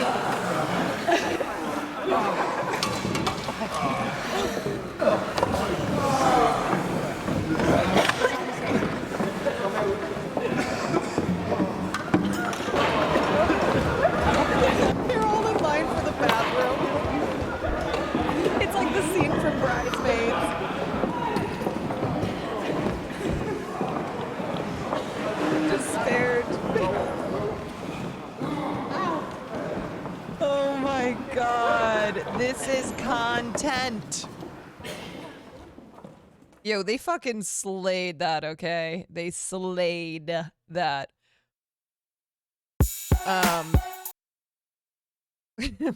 Wait a second. Reminds me of in 6th grade when closing night of Shrek the Musical, everyone had Chinese food, and throughout the show, people started dropping like flies from food poisoning. Shrek the Musical.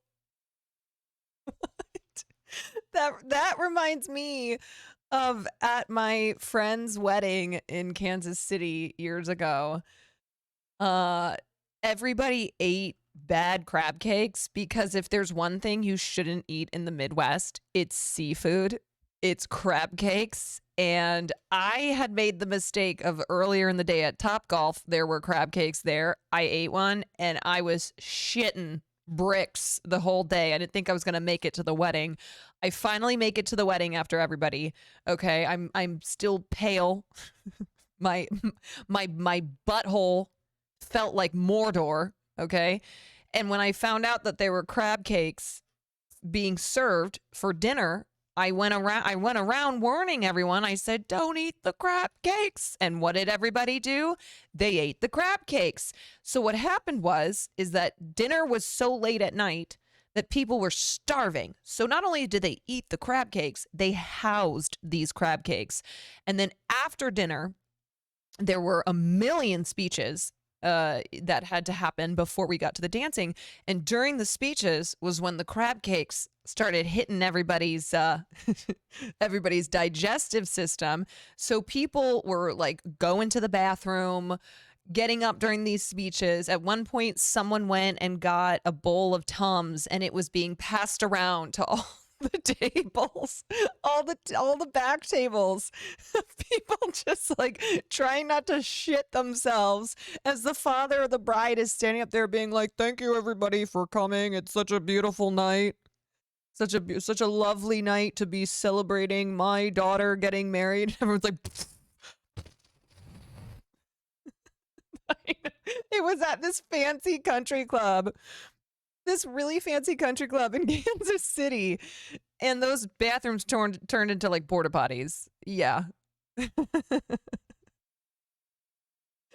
Oh boy, it was interesting. Yep. And I told everyone, I was like, I fucking told you guys. Okay, I told you guys. I went through this today. I tried to tell you it happened to me. It will happen to you as well.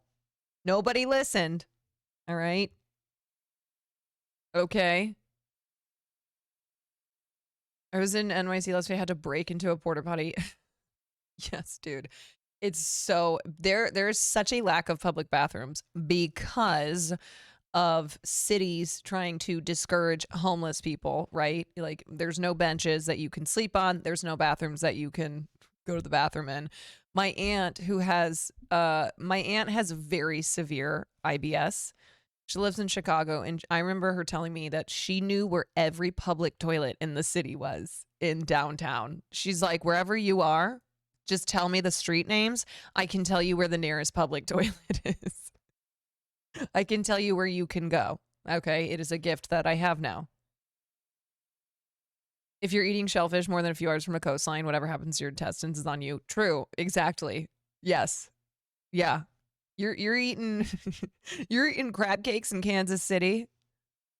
There's no ocean nearby. Okay? Those crabs walked there. All right? They went through hell. I like too that we are we as a culture, like there are people who legitimately have IBS, right? But now all of us think we have IBS because of all the shit that's in our food, right? Or, you know, being in the Midwest and eating seafood. And you're like, I have IBS. It's like, no, you're just eating seafood in the Midwest. But there is so much, I swear to God, every time I eat something, I'm like, okay, all right. What the hell is in this food? What is going on here? Why do I have to worry every time I eat something like, well, are you going to die? Yeah, it's the food. It's like shit that gets put in the food. I do not trust oysters anymore. Nope. I've had too many bad experiences on oysters. Will has had horrible experiences on oysters. He was sick for an entire day and a half at TwitchCon because of oysters. Okay. He missed his meet and greet like 2 hours before Name Your Price. He was shitting and puking. Okay. It was like 2 girls, 1 cup, but it was him. No more oysters. All right.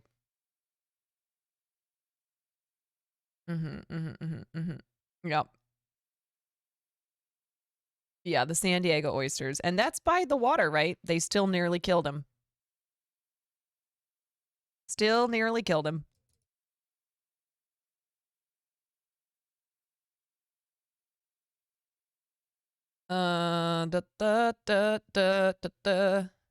Okay.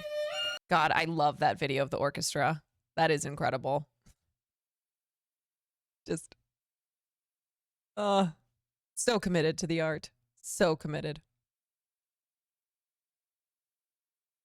Okay. Y'all, do you know who I love who's coming into his hotness and he knows it? He knows it is Barry Keoghan. Okay. Who and who? I'll show you. I will show you. Okay. This man's. He knows what he's doing. He knows.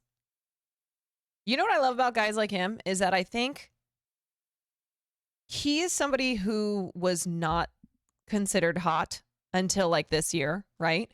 And I think he is fully coming into his sexiness and he is embracing it. And I love this, right? I love watching men who realize that they are now thirst traps, just leaning into it, just full tilt going into it, right? Like he was somebody who for a long time people have been like, that kid is ugly. And now he's like, hey, what's up? What's up? Hi. Hey. Hey. You know who also did that was, I talk about this all the time and I can't remember his name. Will Poulter. Will Poulter was another guy who for years people were like, he's ugly. And then suddenly Will Poulter stepped out one day and people were like, I changed my mind. I would like to retract that statement. I take it back. Not quite my tempo. Still not quite, nope, still not quite my tempo. Nope. Not my tempo. No, but I love dudes having a glow up, right? Love it. And just embracing the internet's thirst, you know? They know what they're doing. Speaking of hot celebrities, I made you a list with 100 women. I mean, here's the thing. I already know with this list, all of them are going in like the top 2 categories. No one's getting the chair. Okay. Yesterday, I was very heavy-handed on the electric chair. I killed a lot of men, a lot of famous men. They got the chair. Okay, hottest women tier list. All right, let me do this. What time is it? 9:10. All right, I wanted to watch one more thing and then I think we're going to move. I'm going to move the Vice video to tomorrow. So we'll cover the military's problem with extremism tomorrow, okay? And then tonight, the last couple things I want to look at, because women have a higher barrier of entry to become famous. Yeah, true. That is very true. Okay, all right. First of all, Donald Glover has a new show coming out called Swarm.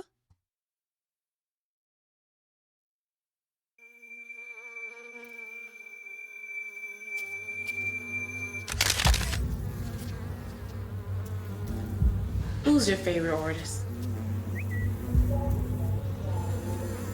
Who's your favorite artist?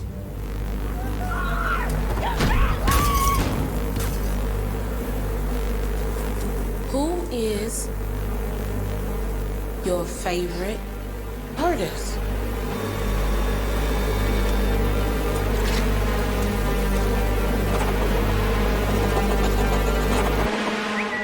I'm in.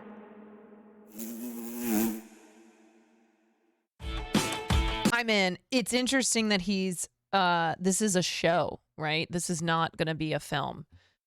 This is very Jordan Peele-esque. It's giving Ingrid Goes West. I'm in. I'm fucking in. This also looks like if you were to replace the word artist with streamer, this looks like a video that Anti-Piker would have made. Who's your favorite artist? With like shots of Hassan. Just an insane Hasanabi head who's watching Hassan's stream on the TV. Who's your favorite streamer? Who's your favorite artist? Who's your favorite streamer? Who is your favorite artist? Austin Ox, get on the edit. Yes. Yes. Can we do Amazon watch parties for Swarm? Yeah. I'm down. It premieres March 17th on Prime. So let's fucking go. Yeah. I can't believe Austin Ox hasn't already made some type of edit like this. I mean, I feel like this is the next step, right? We're getting into cinema. I mean, we've already got this, which I've watched so many times. Is I used to hook up with transgenders and I would make LGBTQ decisions. God delivered me from that. Is I used to hook up with transgenders and I would make LGBTQ decisions. God delivered me.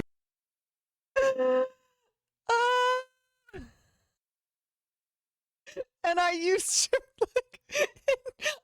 to make LGBTQ decisions. Have you seen the video of the two guys talking that this came from? No. This shit is fucking wild. This is wild, dude. Hassan will never win. Is I used to hook up with transgenders and I would make LGBTQ decisions. God delivered me. This is so evil and so good. This is a fucking banger. Oh my god.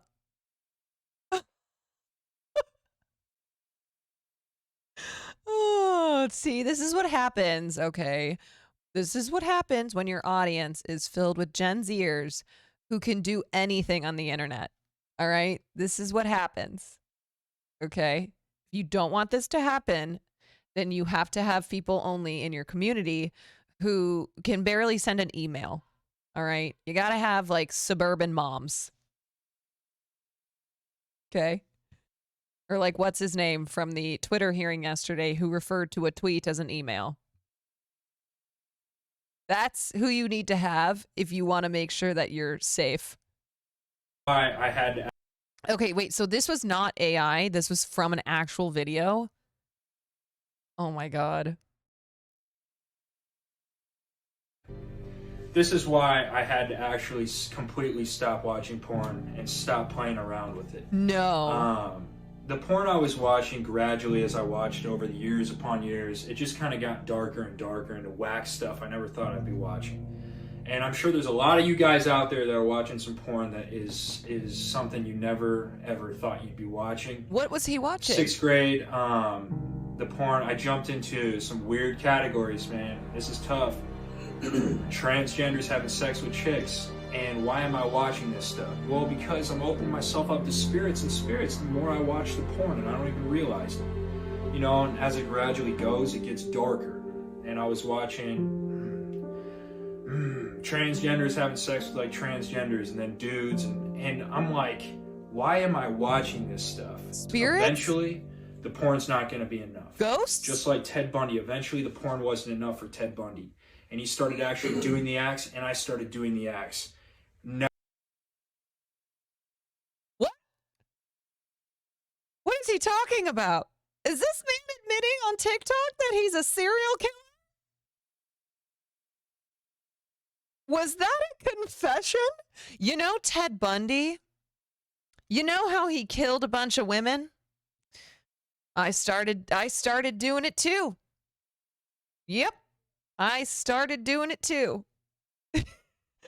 No, he's just slept with trans people. Okay, I understand that. But this literally, the way he phrased it, why he bringing Ted Bundy into this if he's not talking about serial killing women? Let's run that back. And I'm like, why am I watching this stuff? Eventually, the porn's not going to be enough. Just like Ted Bundy, eventually the porn wasn't enough for Ted Bundy. And he started actually doing the acts, and I started doing the acts. Never, ever thought I'd be doing something like that. You know what I'm saying? And that's my quick, short testimony on porn and how it just dragged me to a dark place. But know this, there's good news at the end of this. Jesus found me, I found Jesus. I started to develop a relationship with Jesus. I realized that porn was in between me and God. Porn was in between me and God? Y'all, I know what kind of porn he's watching. Okay. He's watching Jesus, Mary, and Joseph porn. Okay? He's watching Jesus get fucked by the 12 disciples type of porn. That's what he's watching now. Okay, he's watching some Judas on Jesus action. This guy is nuts. And look at this little chud next to him being like, yep, we're only gay for God. Yep, the only porn we're watching now is God's porn. Good old J on J action. This guy, oh my God. Gay for the Lord. Hey fellas, it's not gay if you're gay for the Lord. Okay? All right. If you're watching Jesus get dicked down. Okay, Mary Magdalene's got a strap on and she's dicking down the J-man. It's not gay. It is not gay to watch Jesus get dicked down by all the disciples. Okay, God approves. God is filming. Okay? Look at the fact that porn, the O has been replaced by an asterisk. Why? Why is this? Why? Pion.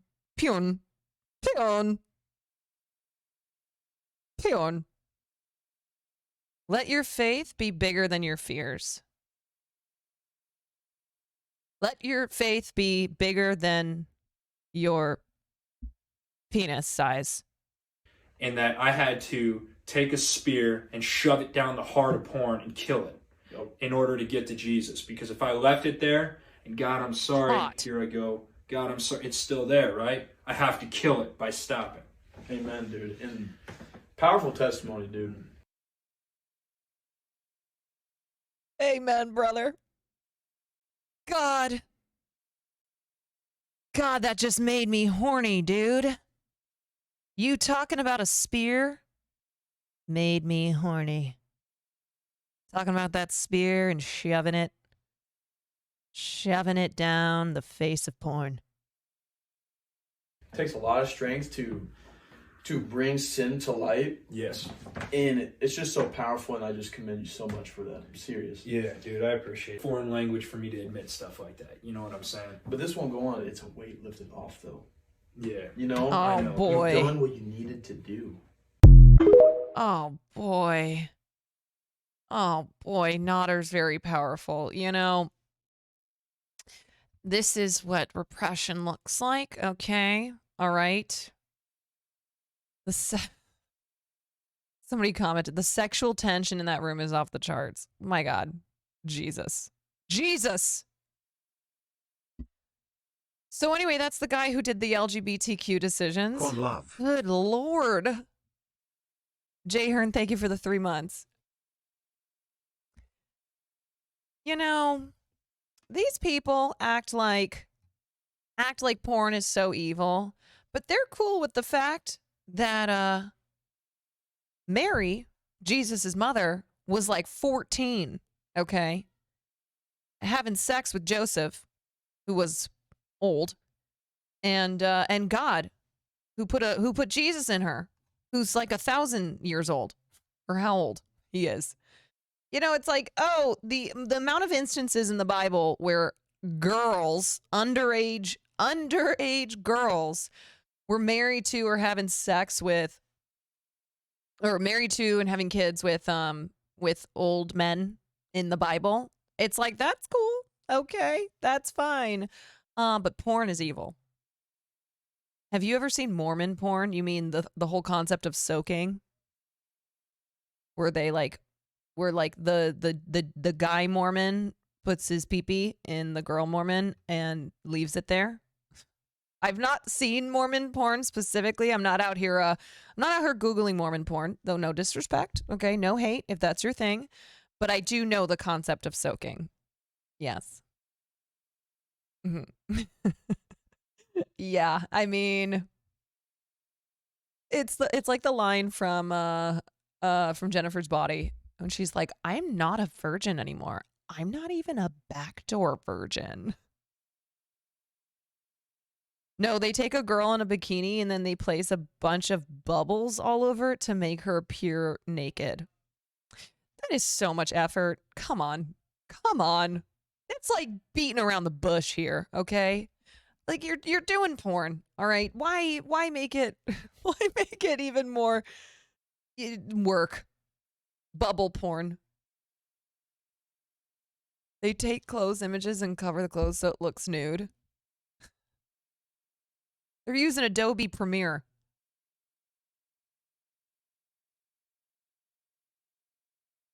God, good Lord. Good Lord, man.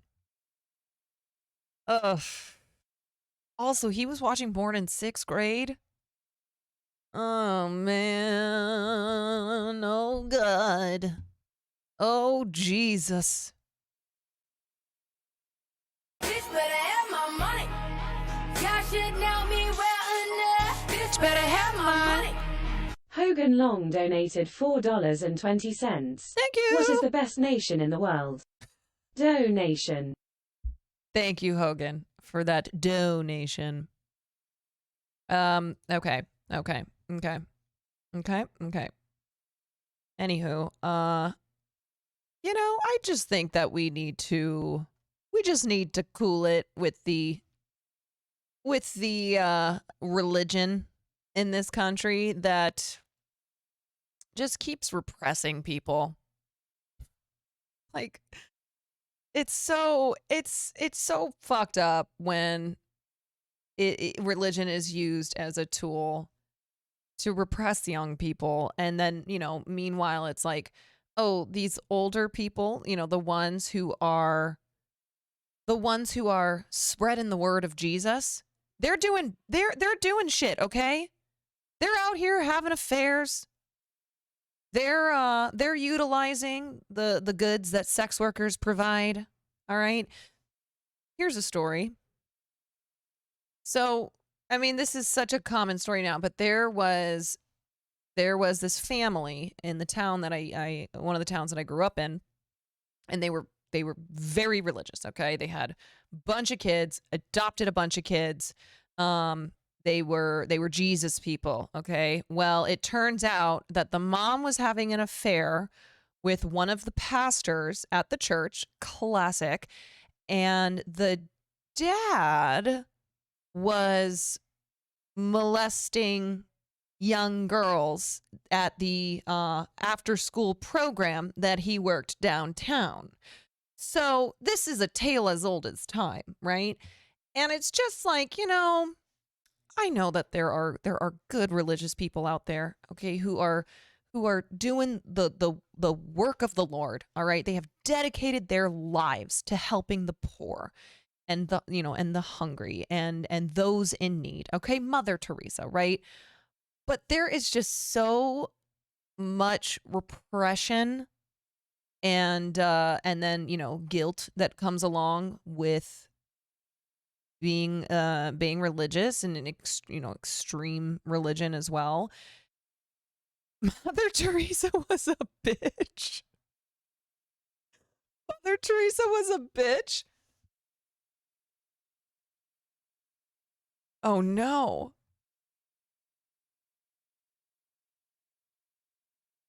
She was fucking evil? Okay, hold on. Hold on. I just Googled Mother Teresa was a bitch. And the first article is Mother Teresa was kind of a heartless bitch. Oh no, y'all. How the fuck did I not know this? I just found out that Coco Chanel was a Nazi. I don't know how I didn't know that. And now I'm finding out Mother Teresa was an evil piece of shit. Is anybody good? Is anybody good out there? No, I did not know that about Coco Chanel. Nope, I was on Reddit. Okay, I know a lot of things, but I don't know everything. And I was on Reddit, and I love Ask Reddit, and so the question was, who is somebody famous who is an evil, soulless piece of shit, right? And then you had your classic Bill Cosby, Harvey Weinstein, yada yada. Then Coco Chanel, and I was like, Coco Chanel.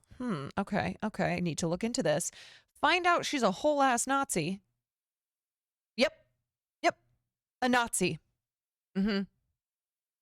Not like Nazi light, Nazi adjacent, a Nazi. Yeah. All right, so here we go. If you look at any given list of the best people to ever live, it's a safe bet that Mother Teresa is probably on there. She's hailed as the pinnacle of human kindness and was just recently declared a saint in front of huge crowds at the Vatican. With all this buzz surrounding the world's favorite missionary, what better time than now to think about one important question? Does she deserve the world's love and admiration? Oh God, that Mother Teresa, born Agnes Gonca Bohaciu, was an Albanian Indian Roman Catholic nun and missionary. She was the recipient of many honors, including the Nobel Peace Prize. Most of us were probably taught that she was a kind-spirited missionary who aided the sick and organized charity work. But what most people are not aware of is that Teresa was a controversial figure even while she was still alive. Is that Teresa was a cunt? She was both praised and criticized for her anti-abortion views, and she was criticized for the sanitary conditions in the houses for the dying she ran. But let's start at the beginning. Agnes was born August 26, 1910. Am I going to find out that she like killed a bunch of kids? August 27th, the day she was baptized, as her true birthday. Okay, the anti-abortion stuff, that's something that I would have thought. Like I'm not surprised about that. So does this get into things that are, you know, obviously she is Catholic, right? Anti-abortion kind of comes along with Catholic. It gets way worse. Okay. From an early age, she was fascinated by the lives of missionaries, and by age 12, she had made up her mind that she would one day join them. Agnes left home in 1928 at the age of 18 to join the Sisters of Loretto in Rathfarnham, Ireland to learn English, with the goal of becoming a missionary. Agnes took her first vows as a nun on May 24, 1931, in Darjeeling, near the Himalayan mountains, where she learned Bengali and taught at St. Teresa's School, a schoolhouse near her convent. At that time, she chose to be named after Thérèse de Lisieux, the patron saint of missionaries. But because that was apparently a popular name at that particular convent, she opted for the Spanish spelling of Teresa. She took her solemn vows on May 14, 1937, while serving as a teacher at the Loretto Convent in eastern Calcutta. There she served for almost 20 years, and in 1944 was appointed head mistress. On September 10, 1946, among the horror of Hindu-Muslim violence, Teresa experienced what she later described as the call within the call. She said, "I was to leave the convent and help the poor while living among them. It was an Okay. order. To fail would have been to break the faith."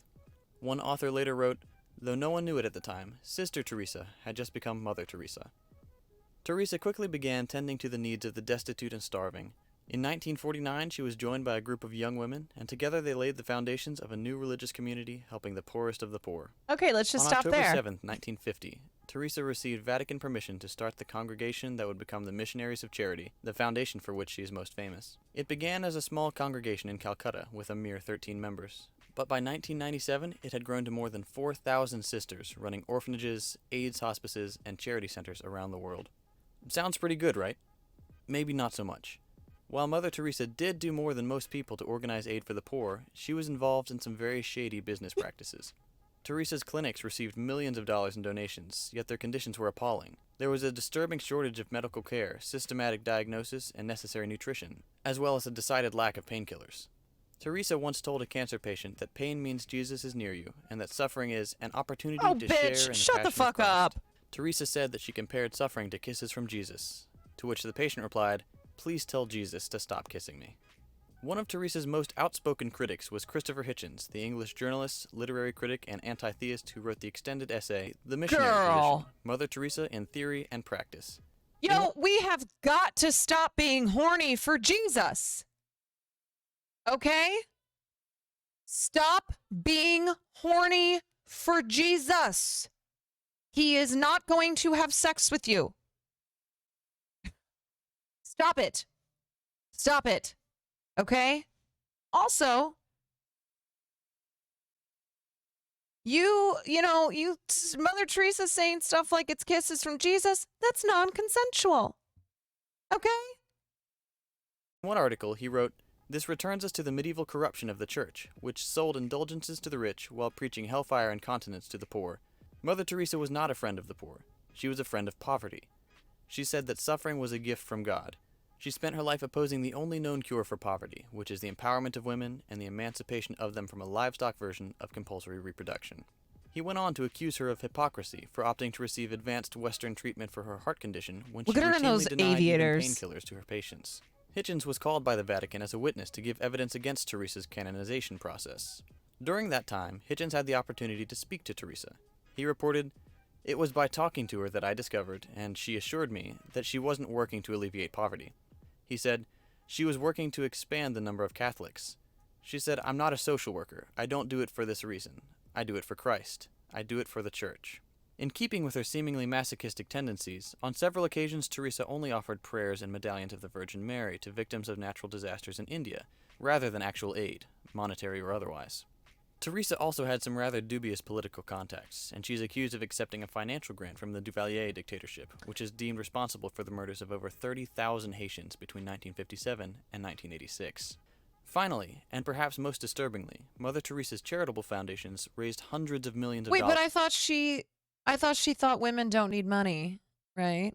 Women don't need money to get them out of poverty and make their lives better. Except for her. Yeah. Dollars during her lifetime. But much of that money appears to have vanished into several secret bank accounts that the nun kept. She had This is she the had money that was offshore supposed to fund bank proper care accounts? for the poor and the sick.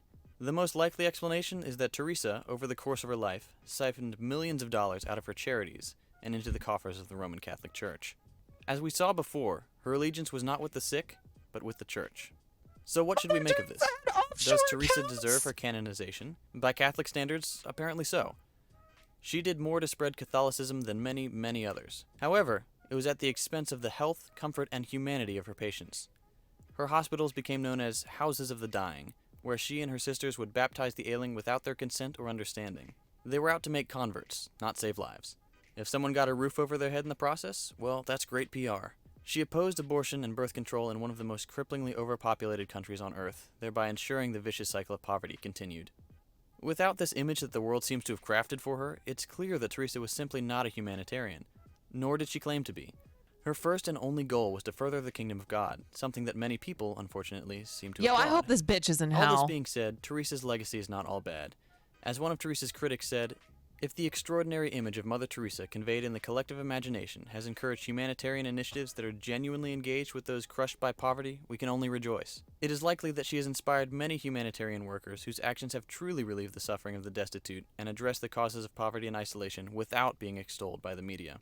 Hopefully the next time an enterprising nun shows up to save the day, we'll have some higher standards and end up with a saint that truly deserves the title. If you liked this video, please be sure to like and subscribe to keep up to date with the latest content. Thanks for watching, and we'll see you in the next video. You know, there's always a part of me that's like, I hope heaven and hell do exist. So people like this, when they get to those pearly gates, or wherever, whatever it is, they get there and Peter with his book, okay, and the panel of people in heaven who decide whether you're getting in, they look at her and they go, bitch, see ya. And then they pull a lever. They pull a lever like in Emperor's New Groove. And that person falls all the way down into the pits of hell, where they have to experience the feeling of having something in their eye, even though nothing is in their eye. And they have to experience that feeling for the rest of eternity. Okay? While also having the hiccups. They have the hiccups, and they also feel like something is on their eye, even though nothing is on their eye. Mm-hmm. That is hell. Yeah. I hope that exists. Yeah. Yeah. They have a pebble in their shoe for eternity. Yeah. Feeling the need to sneeze, but never sneezing. Yes. One spot on their back that itches and they can't reach it. Yes.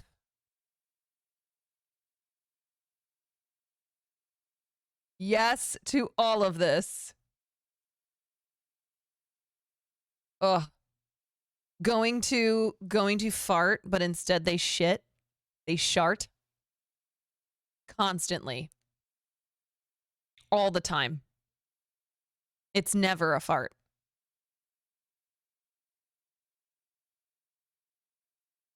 Going to sit down on the toilet seat, except the toilet seat is up, and they fall into the toilet, and they get pee-pee all over themselves. Pee-pee and poo-poo.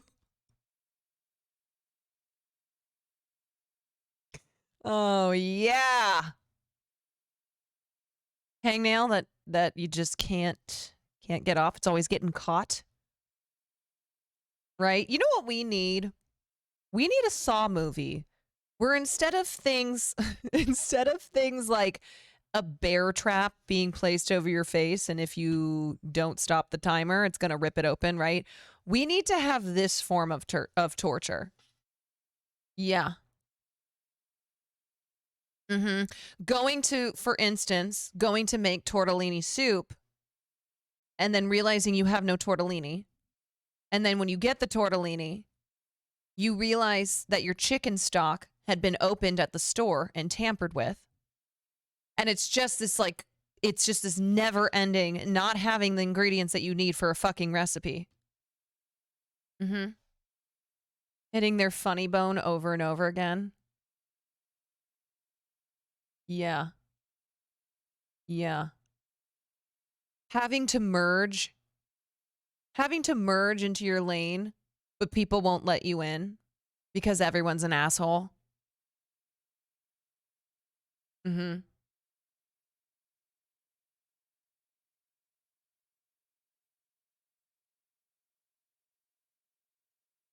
Yeah.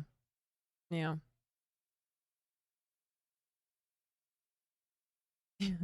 Recipe where every ingredient's a substitute.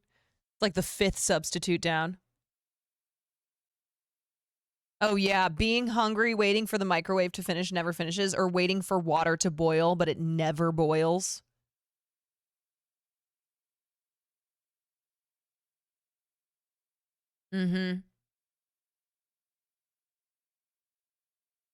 Having sand in your bed. Sand in your bed. And even when you think you've gotten it all out, there's always still sand in your bed.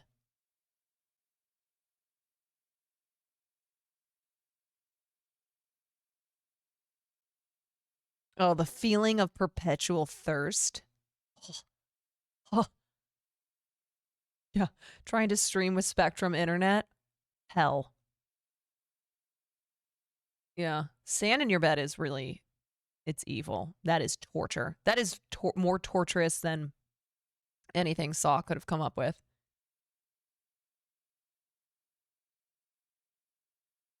Yeah. Seeing a giant spider in your bedroom, but then the spider disappears, but you know it's still in your room, but you don't know where.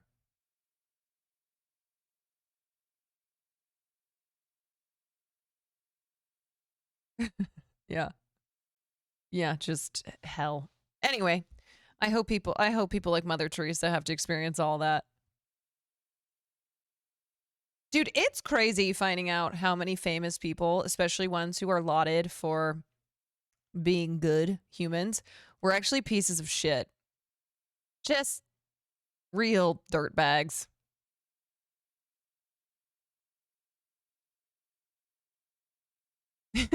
The specificity of these comments. Always having to wear swim trunks, and they're the ones with the weird netting inside. Like, there are so many things that we just deal with all the time that sucks. Just these inconveniences. Wanting to just eat waffles at a Waffle House, but some giant brawl breaks out every single time, and you can't eat your waffles. Being at lunch or like in an interview or something where you have to talk, and every time you go to raise your fork to your mouth, you're asked a question that you have to respond to, so you never get to eat. Mm-hmm.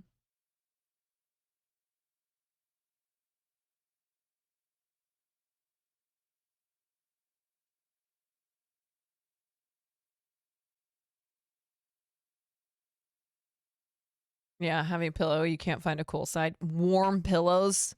Warm pillows. Not being able to, having socks that don't match, never being able to find the matching sock. All your socks are unmatching.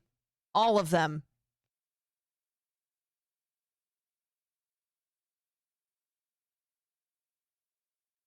Mm-hmm. No toilet paper when you've just taken a giant shit.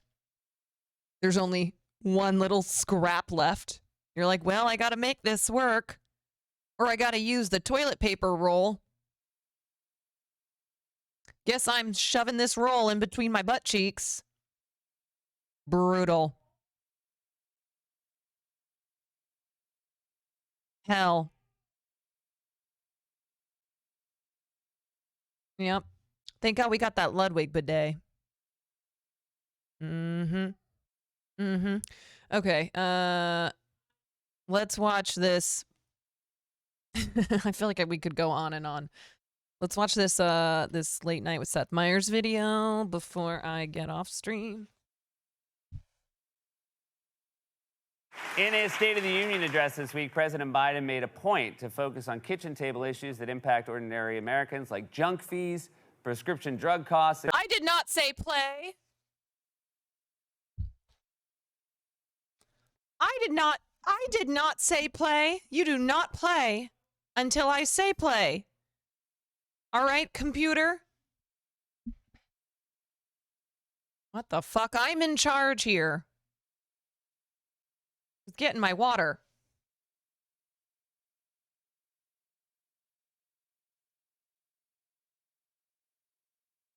Okay. So this is Seth Meyers' coverage on the Republicans who unraveled at the Twitter hearing. Because they're these fucking conservatives, man. Conservatives and right-wing media, they will never let something go, right? They're trying to make fetch happen, and it's not going to happen, all right? And maybe they just, I don't know, all this Hunter Biden stuff, maybe Marjorie Taylor Greene and Lauren Boebert just want to see his dick pics. So maybe Hunter Biden just needs to send them what they want, okay? So they can get over this shit. My God, I mean, I'll look at them too while we're at it. If it's up for grabs, well, I'll take them as well. In his State of the Union address this week, President Biden made a point to focus on kitchen table issues that impact ordinary Americans, like junk fees, respectfully, drug just to costs, see and what's even going concert on. prices. And then yesterday, House Republicans, led by their de facto Speaker Marjorie Taylor Greene, decided to respond by focusing on an issue that really matters to Americans. Why did Nothing major, or if you know any OTK Camp New people that could reach out to Wake Wilder, it might help him a lot. He's been real down, lonely on his streams. Oh, I love Wake Wilder. He's a cool dude. I know that the OTK camp is coming up, or the field day. I wonder if he's going to be a part of that. No, he's dope. Twitter censor Hunter Biden's nudes? For more on this, it's time for a closer look.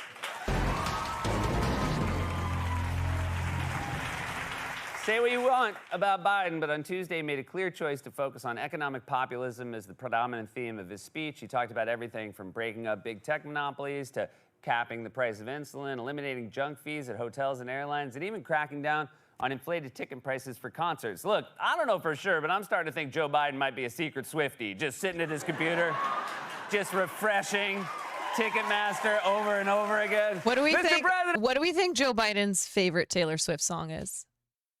I feel like it's maybe "Look What You Made Me Do." Look what you made me do. Look what you made me do. And we need you in the Situation Room. Hold your horses. I'm number 8,000 in the queue. Or Tim McGraw. Maybe Tim I got McGraw. A shot. Oh, Taylor, look what you made me do. In fact, there were even times when it seemed like I'm sorry, look what you made me do. Am I writing for this show? Am I writing? I have not watched this. I should be writing for Seth Meyers, okay? That is so Raven of me. Good Lord. What is this cut? What? Why? Airlines can't treat your child like a piece of baggage. Like service fee, transaction fee, internet fee, delivery fee, seating fee, fee. Are you still reading fee? You can stop now, fee. This is only going to get worse, fee. Why are you doing this, fee? Just click buy, fee. You're torturing yourself, fee. You're the one who wanted to see Billy Joel at MSG for the 14th time, fee. Bottle of red, fee. Bottle of white, fee. Are you done yet, fee? Go yourself, fee. So that's the kind of thing Biden was I wonder if we could get Chat GPT to give us a writing sample for late night. Same energy as Will's mother. Bless her soul. Will's mother will go onto my Instagram and she will print out photos of me and photos of Will and photos of the two of us together, but it still has like the Instagram caption and everything with like the likes and like the top comments. She just prints out the whole thing and puts it on the fridge. Every time I visit them, there's always like whatever updated Instagram photos that she has printed out and put onto the fridge. She'll also, both her and Will's aunt do this. They will screenshot. They know how to screenshot now. They screenshot a picture of my Instagram post or Will's and then repost that onto their Instagrams and their Facebooks. Yeah. And strangely enough, it gets more engagement on the fridge. True. It was a freaking joke, you loser. Okay? Nobody likes you. This is giving me PTSD to when my former best friend in high school was like, nobody likes you. Okay? All right? Get that through your head. Okay? Okay, I'm telling you this. I'm telling you this because I'm your friend. Nobody, you're a joke. God.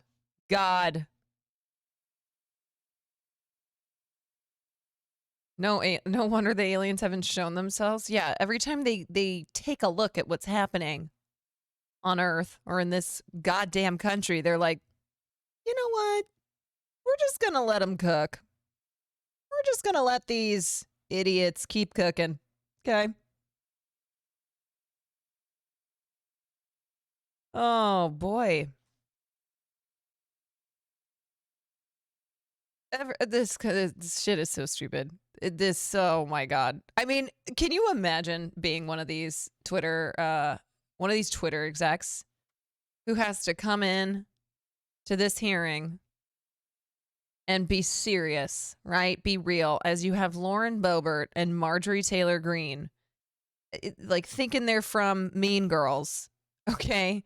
Pulling out their receipts, and like this entire time, there has never been it has been disproven that big tech, right? Twitter was in cahoots with the White House, with the Biden campaign to make sure that Biden won the election. Like, it's just not true. Matt Taibbi, right? The journalist who Elon Musk personally hired to go through the Twitter files, right? He came out and said, yeah, there's no proof that there was any collusion between big tech and the Biden administration. And actually, it seems as if the Trump administration was the one that was specifically trying to get the Twitter to work in their favor. Yep. It's so stupid. It's so dumb. But we are going to keep hearing about this for at least the next few years, right? Until even past the 2024 election. We will not stop hearing about Hunter Biden's laptop and his nudes. So, you know what? That's why I was like, if they really need to see his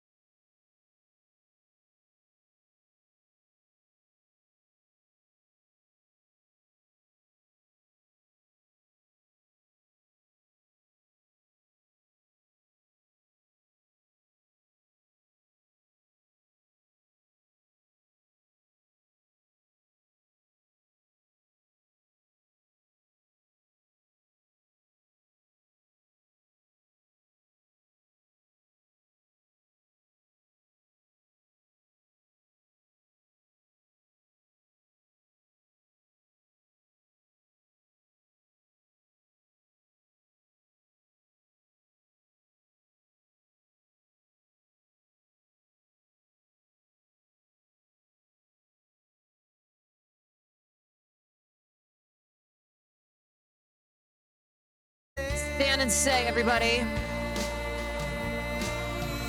that I'm proud to be an American, where at least I know I'm free. So Hunter Biden, if you're listening, please release the peen and I'll gladly stand up next to you, her still today. 'Cause there ain't no doubt I love this land. God bless. Make America great again. Proud. Everybody now. Everybody. Where at least I know I'm free. Won't forget Hunter Biden. Showing that pain.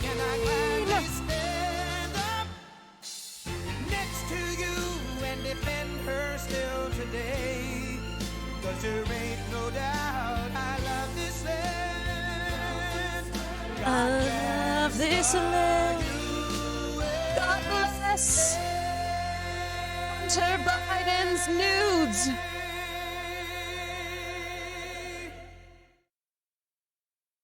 The end.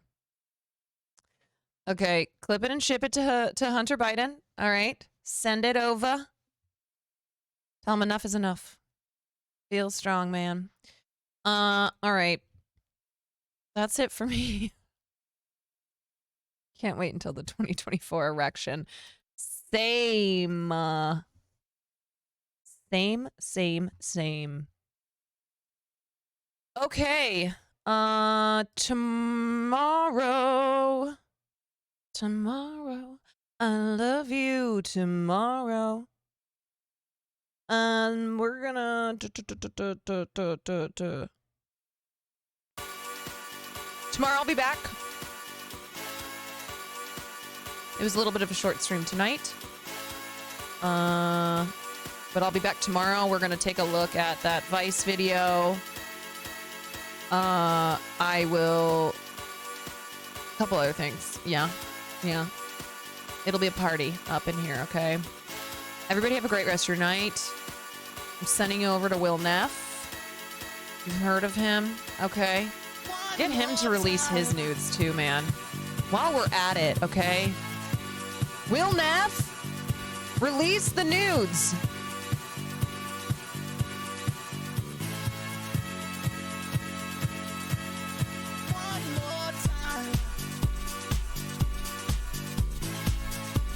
Those gorilla silverback nudes. Squirrels gotta eat. I'll see you tomorrow.